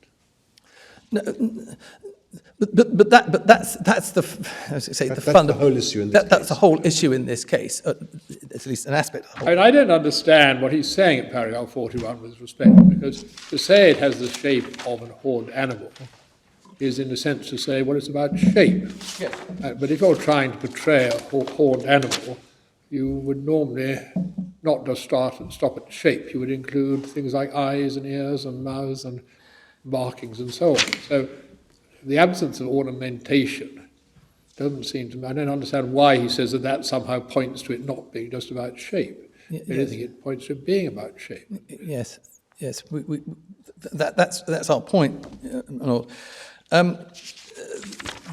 At 42, he then deals with the question of the wheels being shown in a darker colour. And it is true that they are. Their existence, we suggest, doesn't demonstrate an error of principle on the part of the judge. The judge simply didn't consider they were matters which tipped the scales against the design being for shape alone, and it was a view the trial judge was entitled to take. It was a difference of emphasis. And one can see that, perhaps, because if one looks at the end of 42, Lord Justice Kitchen says, moreover, depicted as they are and standing as they do, the wheels are, to my eye, a rather striking aspect of the design as a whole. But this is also a matter which the judge considered. If I could take you forward in the bundle to paragraph 73 of his judgment at page 257.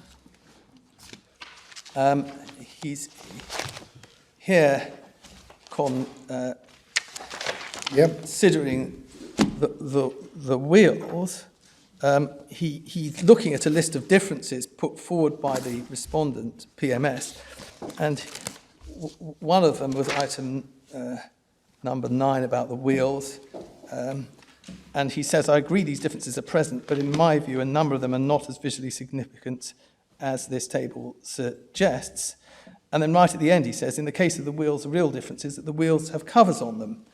Furthermore, the central features of spokes are fairly visible on the CRD. But the judge concluded that notwithstanding those differences, the designs produce the same overall impression. So clearly, having looked at the prior art and everything, the judge, the design corpus the judge didn't conclude the wheels were a significant factor. Yep. And the judge did consider the wheels in assessing the scope of the CRD. So time is running out. We simply say for all those reasons this was a type of assessment which the Court of Appeal shouldn't interfere with. Now, if the Court of Appeal were right to interfere, we suggest 3 points of principle emerge. The first is the nature of that assessment. Is it purely a question of law, or is it a more nuanced question? And linked to that is the question of through whose eyes the design should be interpreted and what factors that person should take into account. The point only arises if PMS contend that interpreting designs must take place in a vacuum by the court alone. The second is the problem of grayscale drawings of the kind in issue. By definition, these show a surface with gradations of tone to illustrate curvature. And obviously, if one is going to show shape alone using such drawings will not show graphical designs printed on their surface. And the question is whether that produces a presumption, and we say not, it's not a presumption we suggest there is any legal basis for. But if there is such a presumption, it's an extremely important question which we say requires a reference to the Court of Justice. The third and fundamental question is effectively that the Court of Appeal was ruling that the design in question was for the shape of an article and with unadorned surfaces. And the problem is in distinguishing this from a design which is simply for the shape of an article, irrespective of its colour or the graphical designs printed on the surface. The two designs would appear identical if a CAD drawing of the kind in issue is used. And the question is, how can one possibly decide between the two? And none of those points arise if the trial judge's decision is upheld. But if there is a point of principle, there are 3 very important points which we agree with the controller should be referred to the court in Europe. So, my lords, unless you have any other questions, those complete my submissions. Thank you, Mr. Hicks. Mr. Moss? Yes, as I indicated, and I'm afraid I failed to tell my colleagues, there was a discussion between the respondent and the intervener who went next, and I decided it should be the intervener because I felt the respondent should deal with the 2 questions of allowing the appeal or a reference.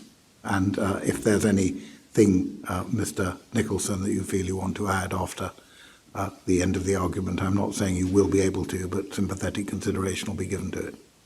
So we'll hear from you now. My Lord, I'm grateful. Do you want a lectern?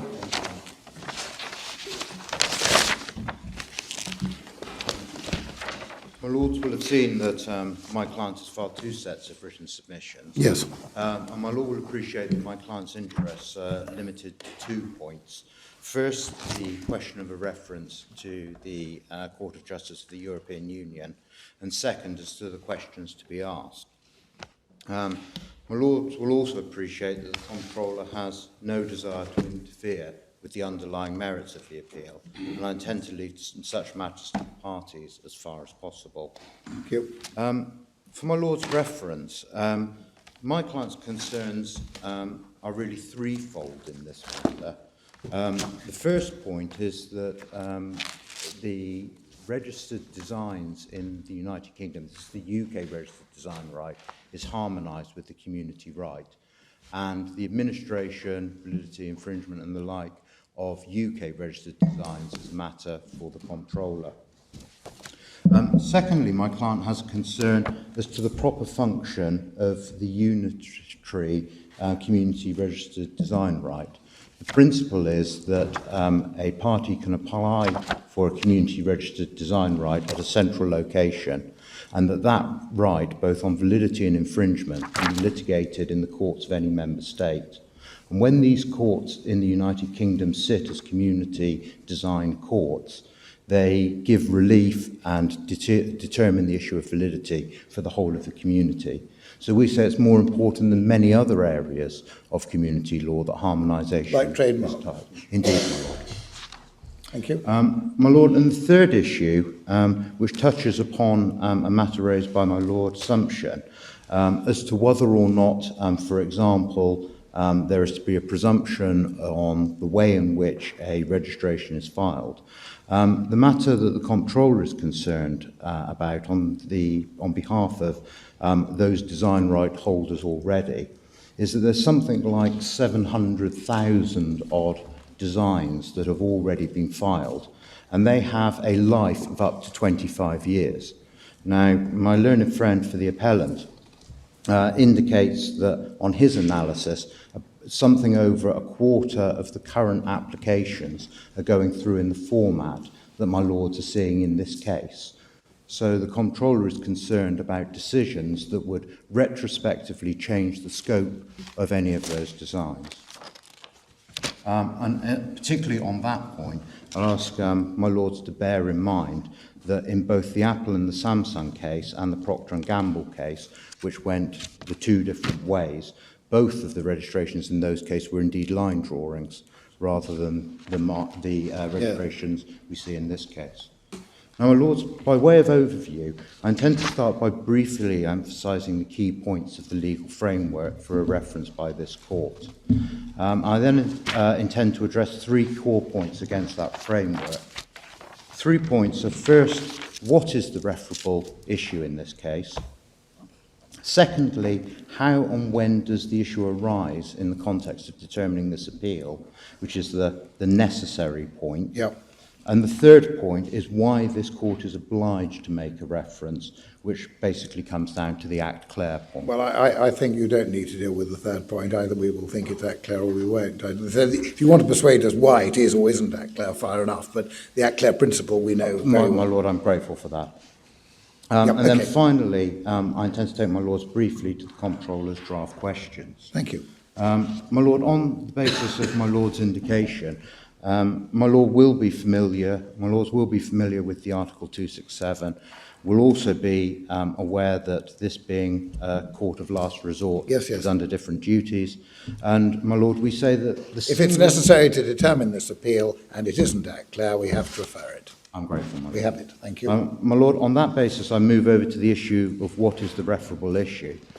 And, my Lord, we say we can pick this up initially, and given the submissions of my learned friend this morning, I may be on the wider basis of what is the correct approach to interpreting a community-registered design. Yes. My Lord, I say the referable issue is somewhat narrower than that. Firstly, can a registered design positively claim the absence of ornamentation? And secondly, if so, how is such a claim to be represented in a design? Now, the real difficulty arises if the first question is answered in the affirmative, is the difficulty that my Lord Sumption noted, which is how does one distinguish between, on the one hand, a design which is intended to be the shape alone, in other words, indifferent to the ornamentation, and on the other hand, a claim to the absence of ornamentation or the unadorned shape. Yeah.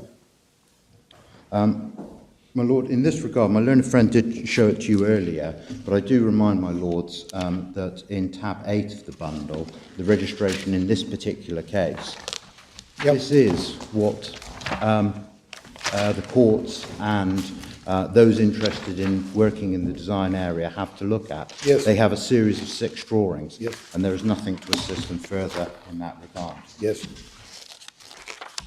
My Lord, how or when does the referable question arise is my second point, or when is determination of this matter necessary? The Comptroller's contention is that the referable issue is absolutely at the heart of this appeal.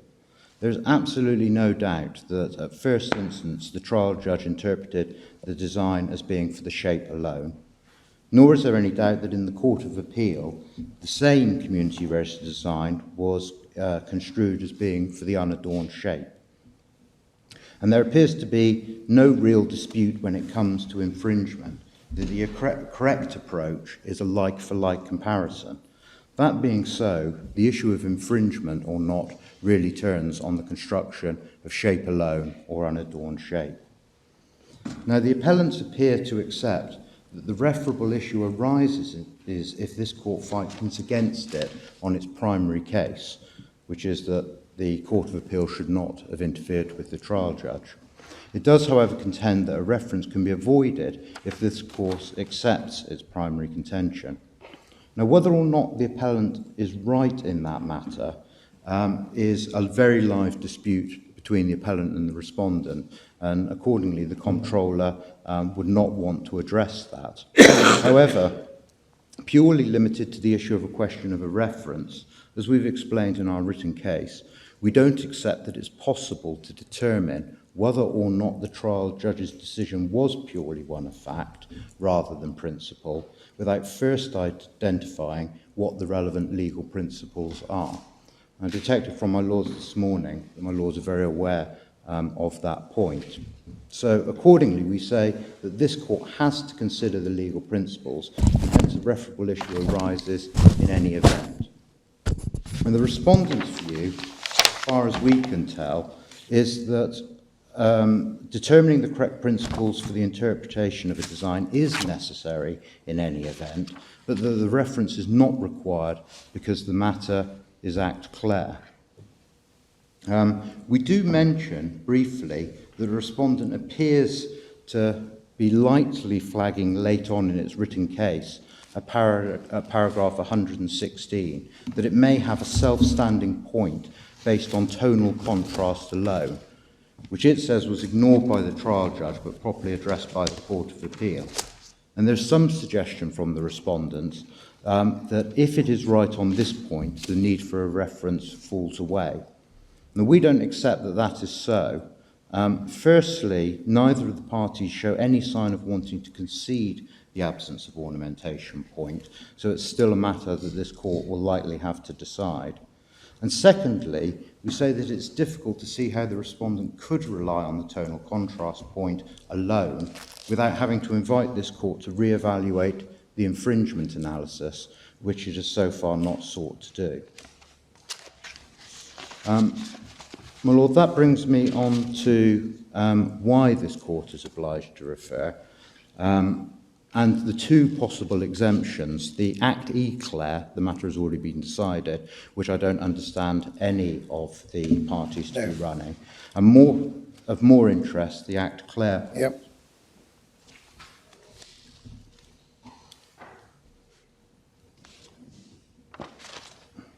Now, the main objection on Act clair appears to come from the respondent, who seems to contend that the matter is Act clair, whatever needs to be considered. Now, this comes as some surprise to the comptroller, because it's notable that that my learned friend in his own case explains that there is no express general guidance in the regulations, implementing regulations, European or domestic authorities, which set out how a design should be discerned from the representations in the register. Now, we agree, and that being so, it's not a promising starting point to contend that the matter is Act clair. The respondent gives three reasons for saying the matter is. Firstly, it says the ordinary meaning of the words used in Article 3 of the regulation. Second, the nature and the purpose of a community registered design. And third, the case law throughout Europe. And taking each of those in turn, on the ordinary meaning of the regulation, as we've pointed out in our written case, the point seems to boil down to Article 3, the list of matters such as shapes, contours, texture and lines is non-exhaustive. So my learned friend, Mr. Van Heegen, says I can add something further to the list. The difficulty with this approach is my learned friend doesn't identify what it is that should be added to the list, or seek to deal with the fact that what he would be adding would be a negative rather than a positive feature. My Lord, on nature and purpose of a community registered design, the respondent seeks to review the nature and purpose and establish that it is act clear that the absence of ornamentation must be capable of being claimed. Now, none of the materials that he's referred to appear to say this directly, so the respondent is left trying to imply the same from unsupported assertions as to what the salient features of contemporary design was at the relevant time when the regulation was put in force. Now, the fundamental problem that my clients have with considering what was intended is that there's never been any doubt, and I don't understand there to be any doubt between the parties, that community registered designs definitely are intended to be available for shape alone, and this can be clearly seen from the and/or construction in Article 3 itself. Yeah. And the respondent fails to recognise that if both propositions are correct, how does one distinguish between unadorned shape and shape alone? When my learned friend turns to the authorities and commentary, he sets out the proposition in his paragraph, it's picked up in our paragraph 22, that no legislator, tribunal or commentator has suggested that absence of ornamentation cannot form part of the design protected by a community registered design. And we say, in putting the matter that way, the respondent has really misunderstood the comptroller's concern and is asking the wrong question. The comptroller's contention is that prior to Apple and Samsung, nobody had ever suggested that the absence of ornamentation meant anything other than the design for shape alone. The comptroller, talking of Apple and Samsung itself, the comptroller accepts that it's difficult for any of the parties to place great weight on that run of cases that my learned friend took you to.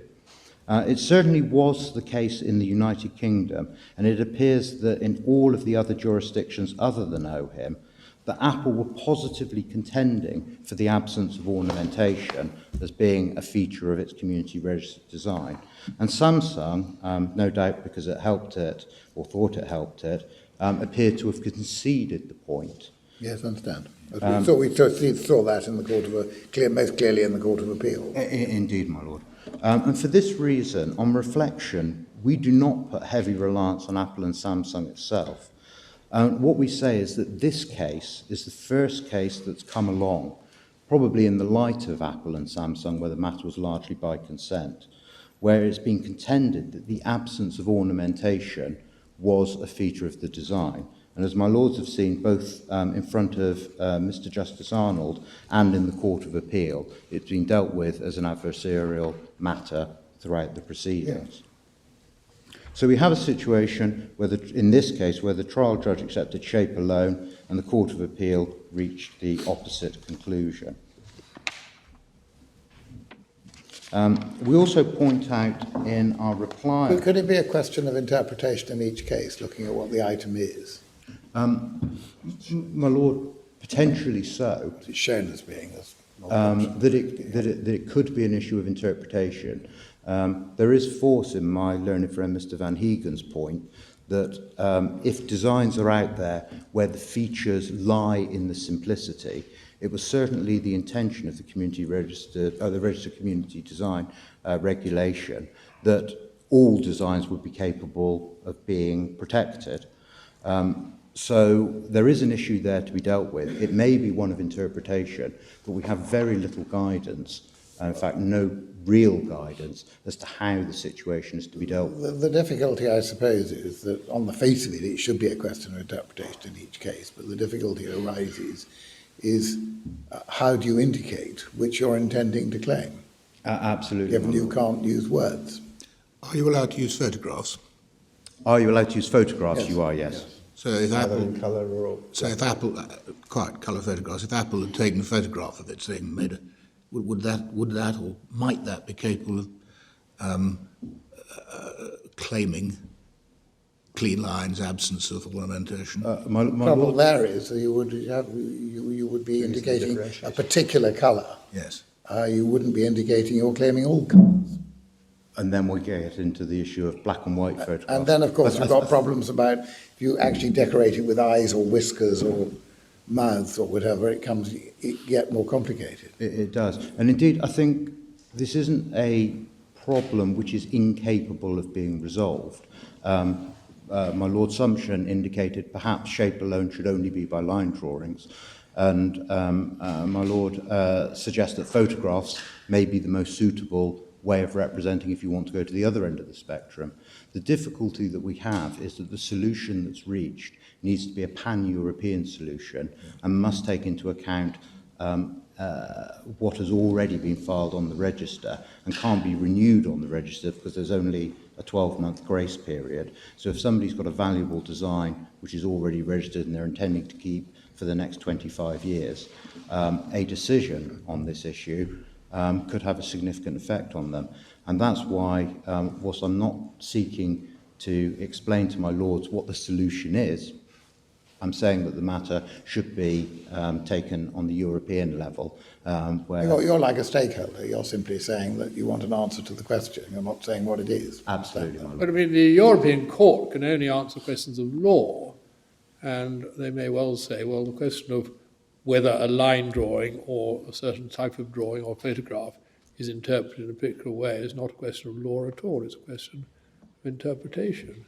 I mean, how can you lay down as a proposition of law within the regulations we have that in a certain, if you're trying to achieve a certain thing, you must have a line drawing rather than something else? Well, the only proposition that you could possibly lay down is that it's impossible to claim an unadorned surface as a design feature.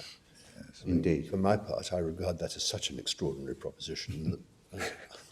But that's the trouble. I mean, you may be putting to the European Court, you're not simply putting off the evil day, putting to them something which they can't really answer.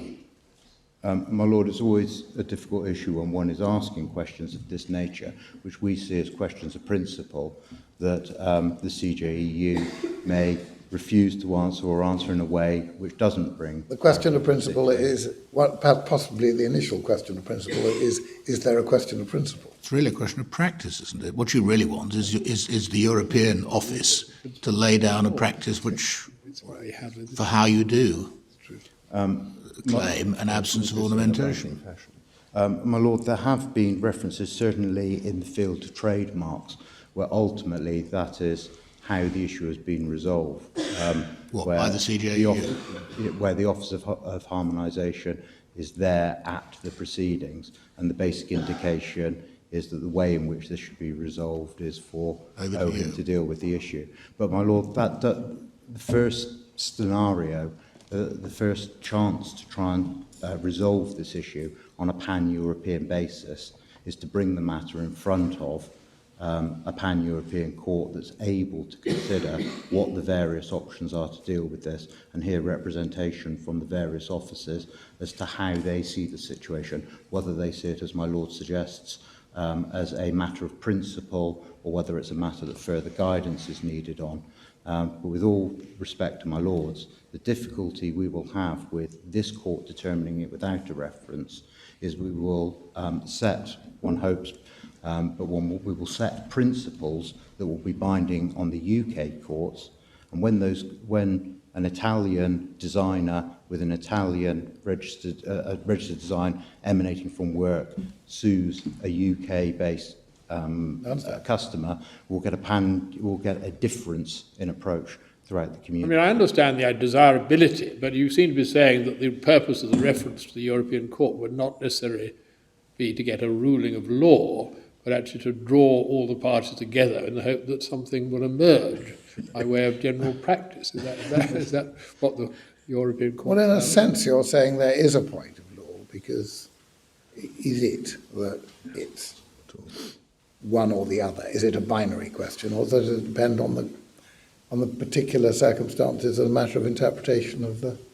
particular design Absolutely, my lord. application? The way we put our questions in it is, first of all, can you claim the absence of ornamentation when the list appears to be positive, a requirement for positive features? And if you can, and I have sympathy for Lord Sumption's view that it would be strange if you couldn't, if you can, then the second question is, what are the factors to be taken into account? How do you do it? How do you do it? What are the things that we're looking for in these diagrams? And I know for probably the first time today, but from my learned friend, that one of the factors he wishes to bring to the party, which is a matter of principle, is one interpreting the scope of the design, by which I mean the registration rather than the scope of protection, through the eyes of the informed user or a technical person or something of that nature. And that obviously affects the way in which you could potentially take shape alone or adornment into account. Those are all matters which are capable of coming within my second question and are capable of hopefully bringing a resolution to this matter throughout the community. Thank you. My Lords, I don't know whether my Lords want to look at the details of the questions that the Comptroller has drafted at this stage. So, subject to what my colleagues say, on the whole, I'd have thought it would be better probably to look at them in the usual way after we've given our views. And then, I think the third question does need some justification, because that's really going beyond the things that are at issue in this case. It is, my Lord. Look at the like-for-like test. yes, I mean, it's very helpful having the questions now, don't misunderstand me, and certainly any points such as those raised by Lord Conworth should be considered, yeah.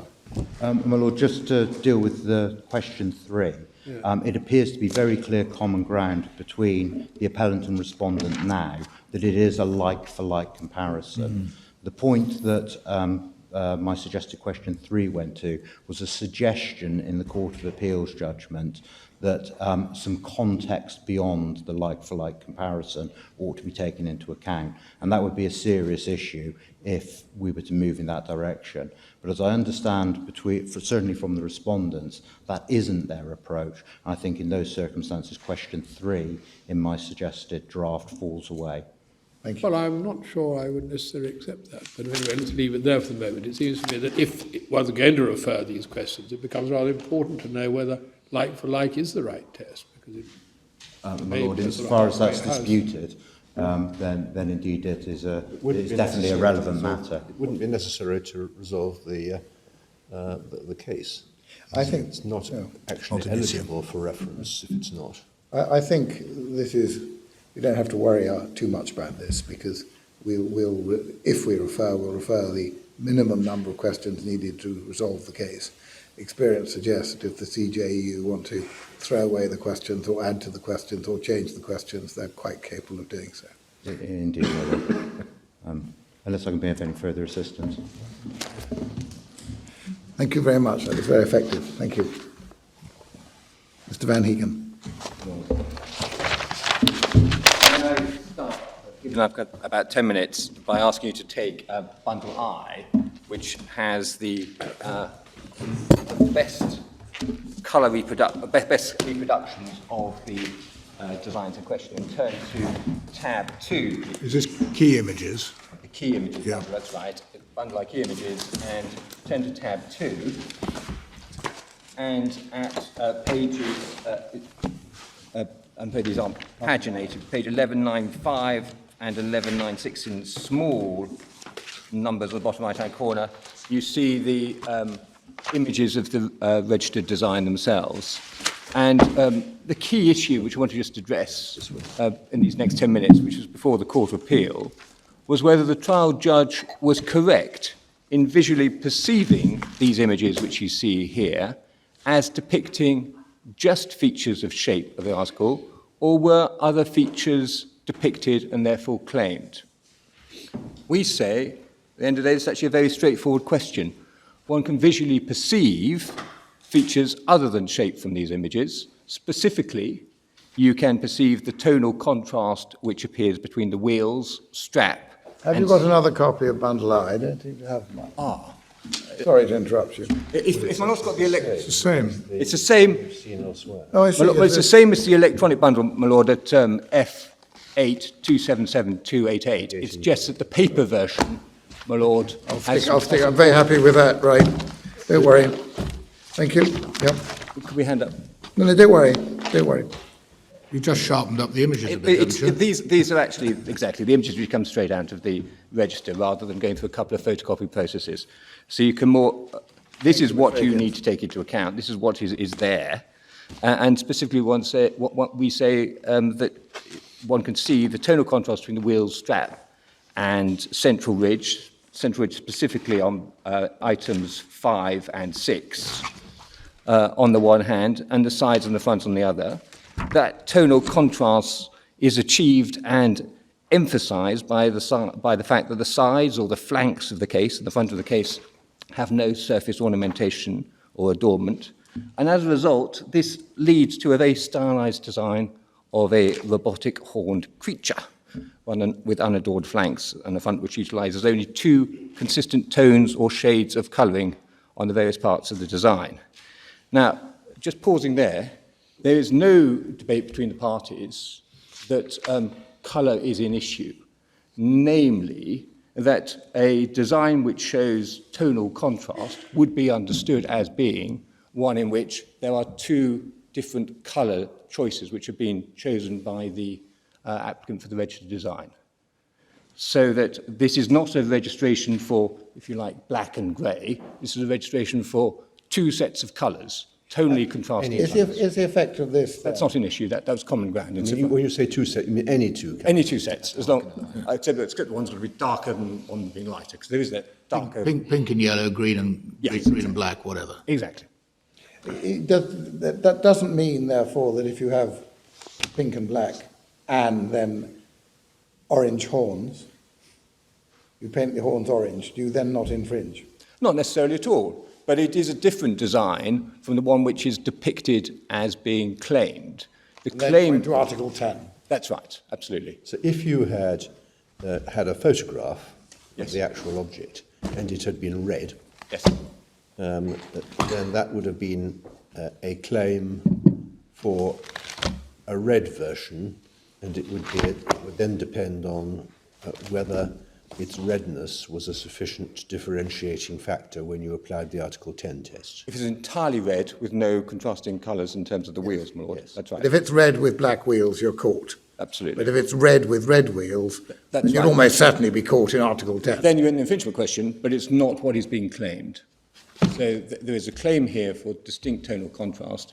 That is not what's depicted. Same colour or same tone is not being depicted. Something different is being depicted. And so it may well infringe, but that's a question of how close is it? Does it convey a different overall impression? Absolutely. And that's where my learned friends are both correct at that stage. You go into the multifactorial assessment, you do take into account the So if you're right, and you've got something, any mixture of colours, where the body was one colour and the wheels and the strip were another colour, and you had that, and then added something or subtracted something or varied something, you would take the basic object, basically red with black wheels, but look at the additional features, the patterns or the eyes or the fact the horns were a different colour, and say compared with the pure red and black one, would this fall foul of Absolutely Article 10? right, because obviously as a question of fact, if you start making too much embellishment of if you say the tonal contrast of the sides and making that a very dark colour, you end up losing the tonal contrast between the wheels and the sides. I suppose what I'm trying to say is that you would look as you would look at what's being, the similarist, the most similar version of what's being claimed to the allegedly infringing item and say, is there confusion? When you're looking at the mixture of colours. If basically the item is red and black, then you'd look at a red and black version of, the allegedly infringing item is red and black with various other additions and subtractions. Then you'd look at a red and black version of the claim of the CAD picture. I'm not quite sure I've got my Lord's question clearly Well, in let mind. us take one which is red, a version of Yes. a case which is red with black wheels and brown horns. Yes. You would compare it with one that was completely red with black wheels. Yes. Yes. Okay, got it. And just to The make sure... fact of a difference of colour doesn't necessarily lead to there being a different overall No. impression. Of course Article not. 10. Of course not. But that wasn't the issue before, ultimately that wasn't the issue which was before the Court of Appeal. The issue for the Court of Appeal was, what does this design depict and therefore claim? Not the question of infringement. No, I understand that, but you've got to go on because there's alleged infringement. Absolutely right, absolutely. But You've got to see how it works. I know claim and infringement in some jurisdictions are even more separate than they are here. my Lord, just to finish the point that my Lord was making, my Lord Newberger, if you turn back a flap to tab 1, what do you get there? Tab 1 in I. Of I, that's right. What do you get there are the original images from which the Court of Appeal's judgment was, this is annexed to the Court of Appeal's judgment. And what you're doing there is you are denuding the infringement of the colour, because that's not a relevant aspect. It's the tonal contrast of the colours. And therefore what you do take into account, we say then, when you come to infringement, is obviously the tonal contrast on the infringement without taking colour per se into account. You take the colour tone into account, but not the colour itself, as against the registered design. And that's what the Court of Appeal did. And that's the comparison. Sorry, you say that the thing on tab 1, the first page of tab 1, is the correct comparison. That's correct. And that's the comparison that the Court of Appeal did. So you don't look at the actual colour and the notional colour of the CAD claimed item. You look at the tonal. Well, the CAD claim on our construction is one which covers all colours. Quite. But that there has to be a tonal contrast. And that is... So long as there are two of them. As long as there are two of them, exactly. You say it covers all colours. In other words, they are not claiming colour as part of the design. That's right. Not a particular colour, but they are claiming obviously the colour contrast. Yes. That's right. Do you agree, you disagree then, do you, that the nature of a CAD drawing is often to produce something like that with the tonal contrast, not intended to demonstrate colour difference at all, but simply No, I don't. No, I don't. And my learned friend had a lot of difficulties when that was starting to be put to him as a number of questions from the court, because he started to say, actually, well, I appreciate when you start looking at these that the material of the wheels is different from the material of the sides, potentially. This isn't a design which is inevitably resulting in an image, which you always get from CAD's drawings. If you wanted to have a completely tonal, neutral design, they could have produced it. So they could have produced it without any tonal contrast whatsoever. And that's accepted. And you see, for example, if you look at image 1, you see the clasp on the front side. That's a different component part to each of the individual clamshells of the case. That's in the same tonal contrast as the sides. Likewise, the horns are, even though they're different parts of the article.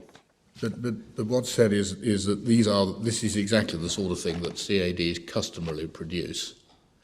One of the objects of the exercise is to make it easier for designers simply to put in what their computers have generated, rather than having to create something special for the purposes of registration.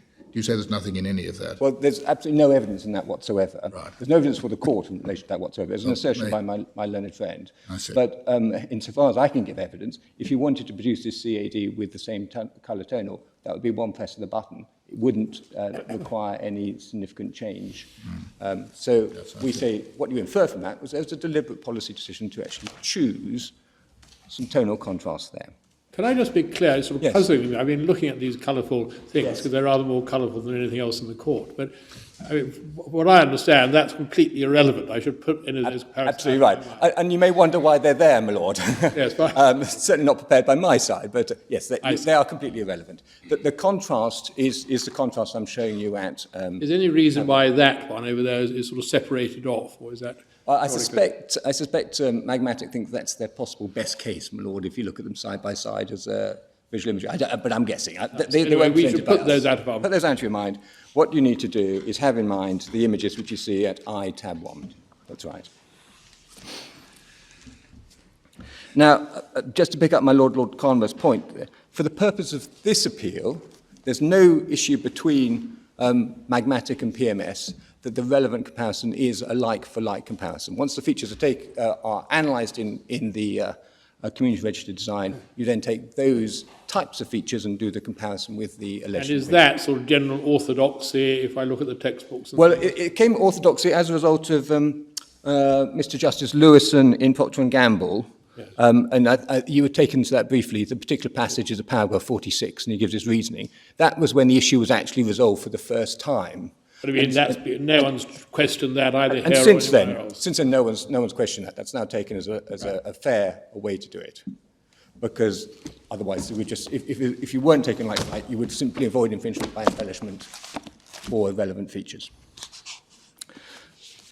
So, our very simple proposition is that if we're right, and that the images depict more than just shape, the trial judge was wrong and holding that the design was limited to shape, and manifestly wrong in coming to that conclusion. As a consequence, the Court of Appeal was obliged to correct that error, and did so by comparing the like-for-like exercise on infringement on a basis and analysis which is common ground between the parties, was the correct legal approach. So the only issue was, what do you take into account when you do that comparison?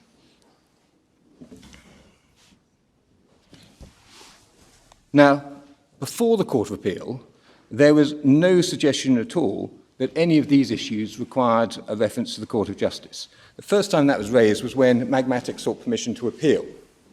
And what we say, on the proper analysis of the questions which have been suggested, there are only two possible substantive reference questions which could undermine our analysis, and they both act clear in our favour. The first relates to the issue of tonal contrast, which is Magmatic's fourth question, and the second relates to the issue of absence of ornamentation, which is Magmatic's first and the intervener's first question. As to tonal contrast models, it's important to appreciate that both Magmatic and Controller accept that this feature of tonal contrast or relative colour is per se a protectable feature of community registered design law.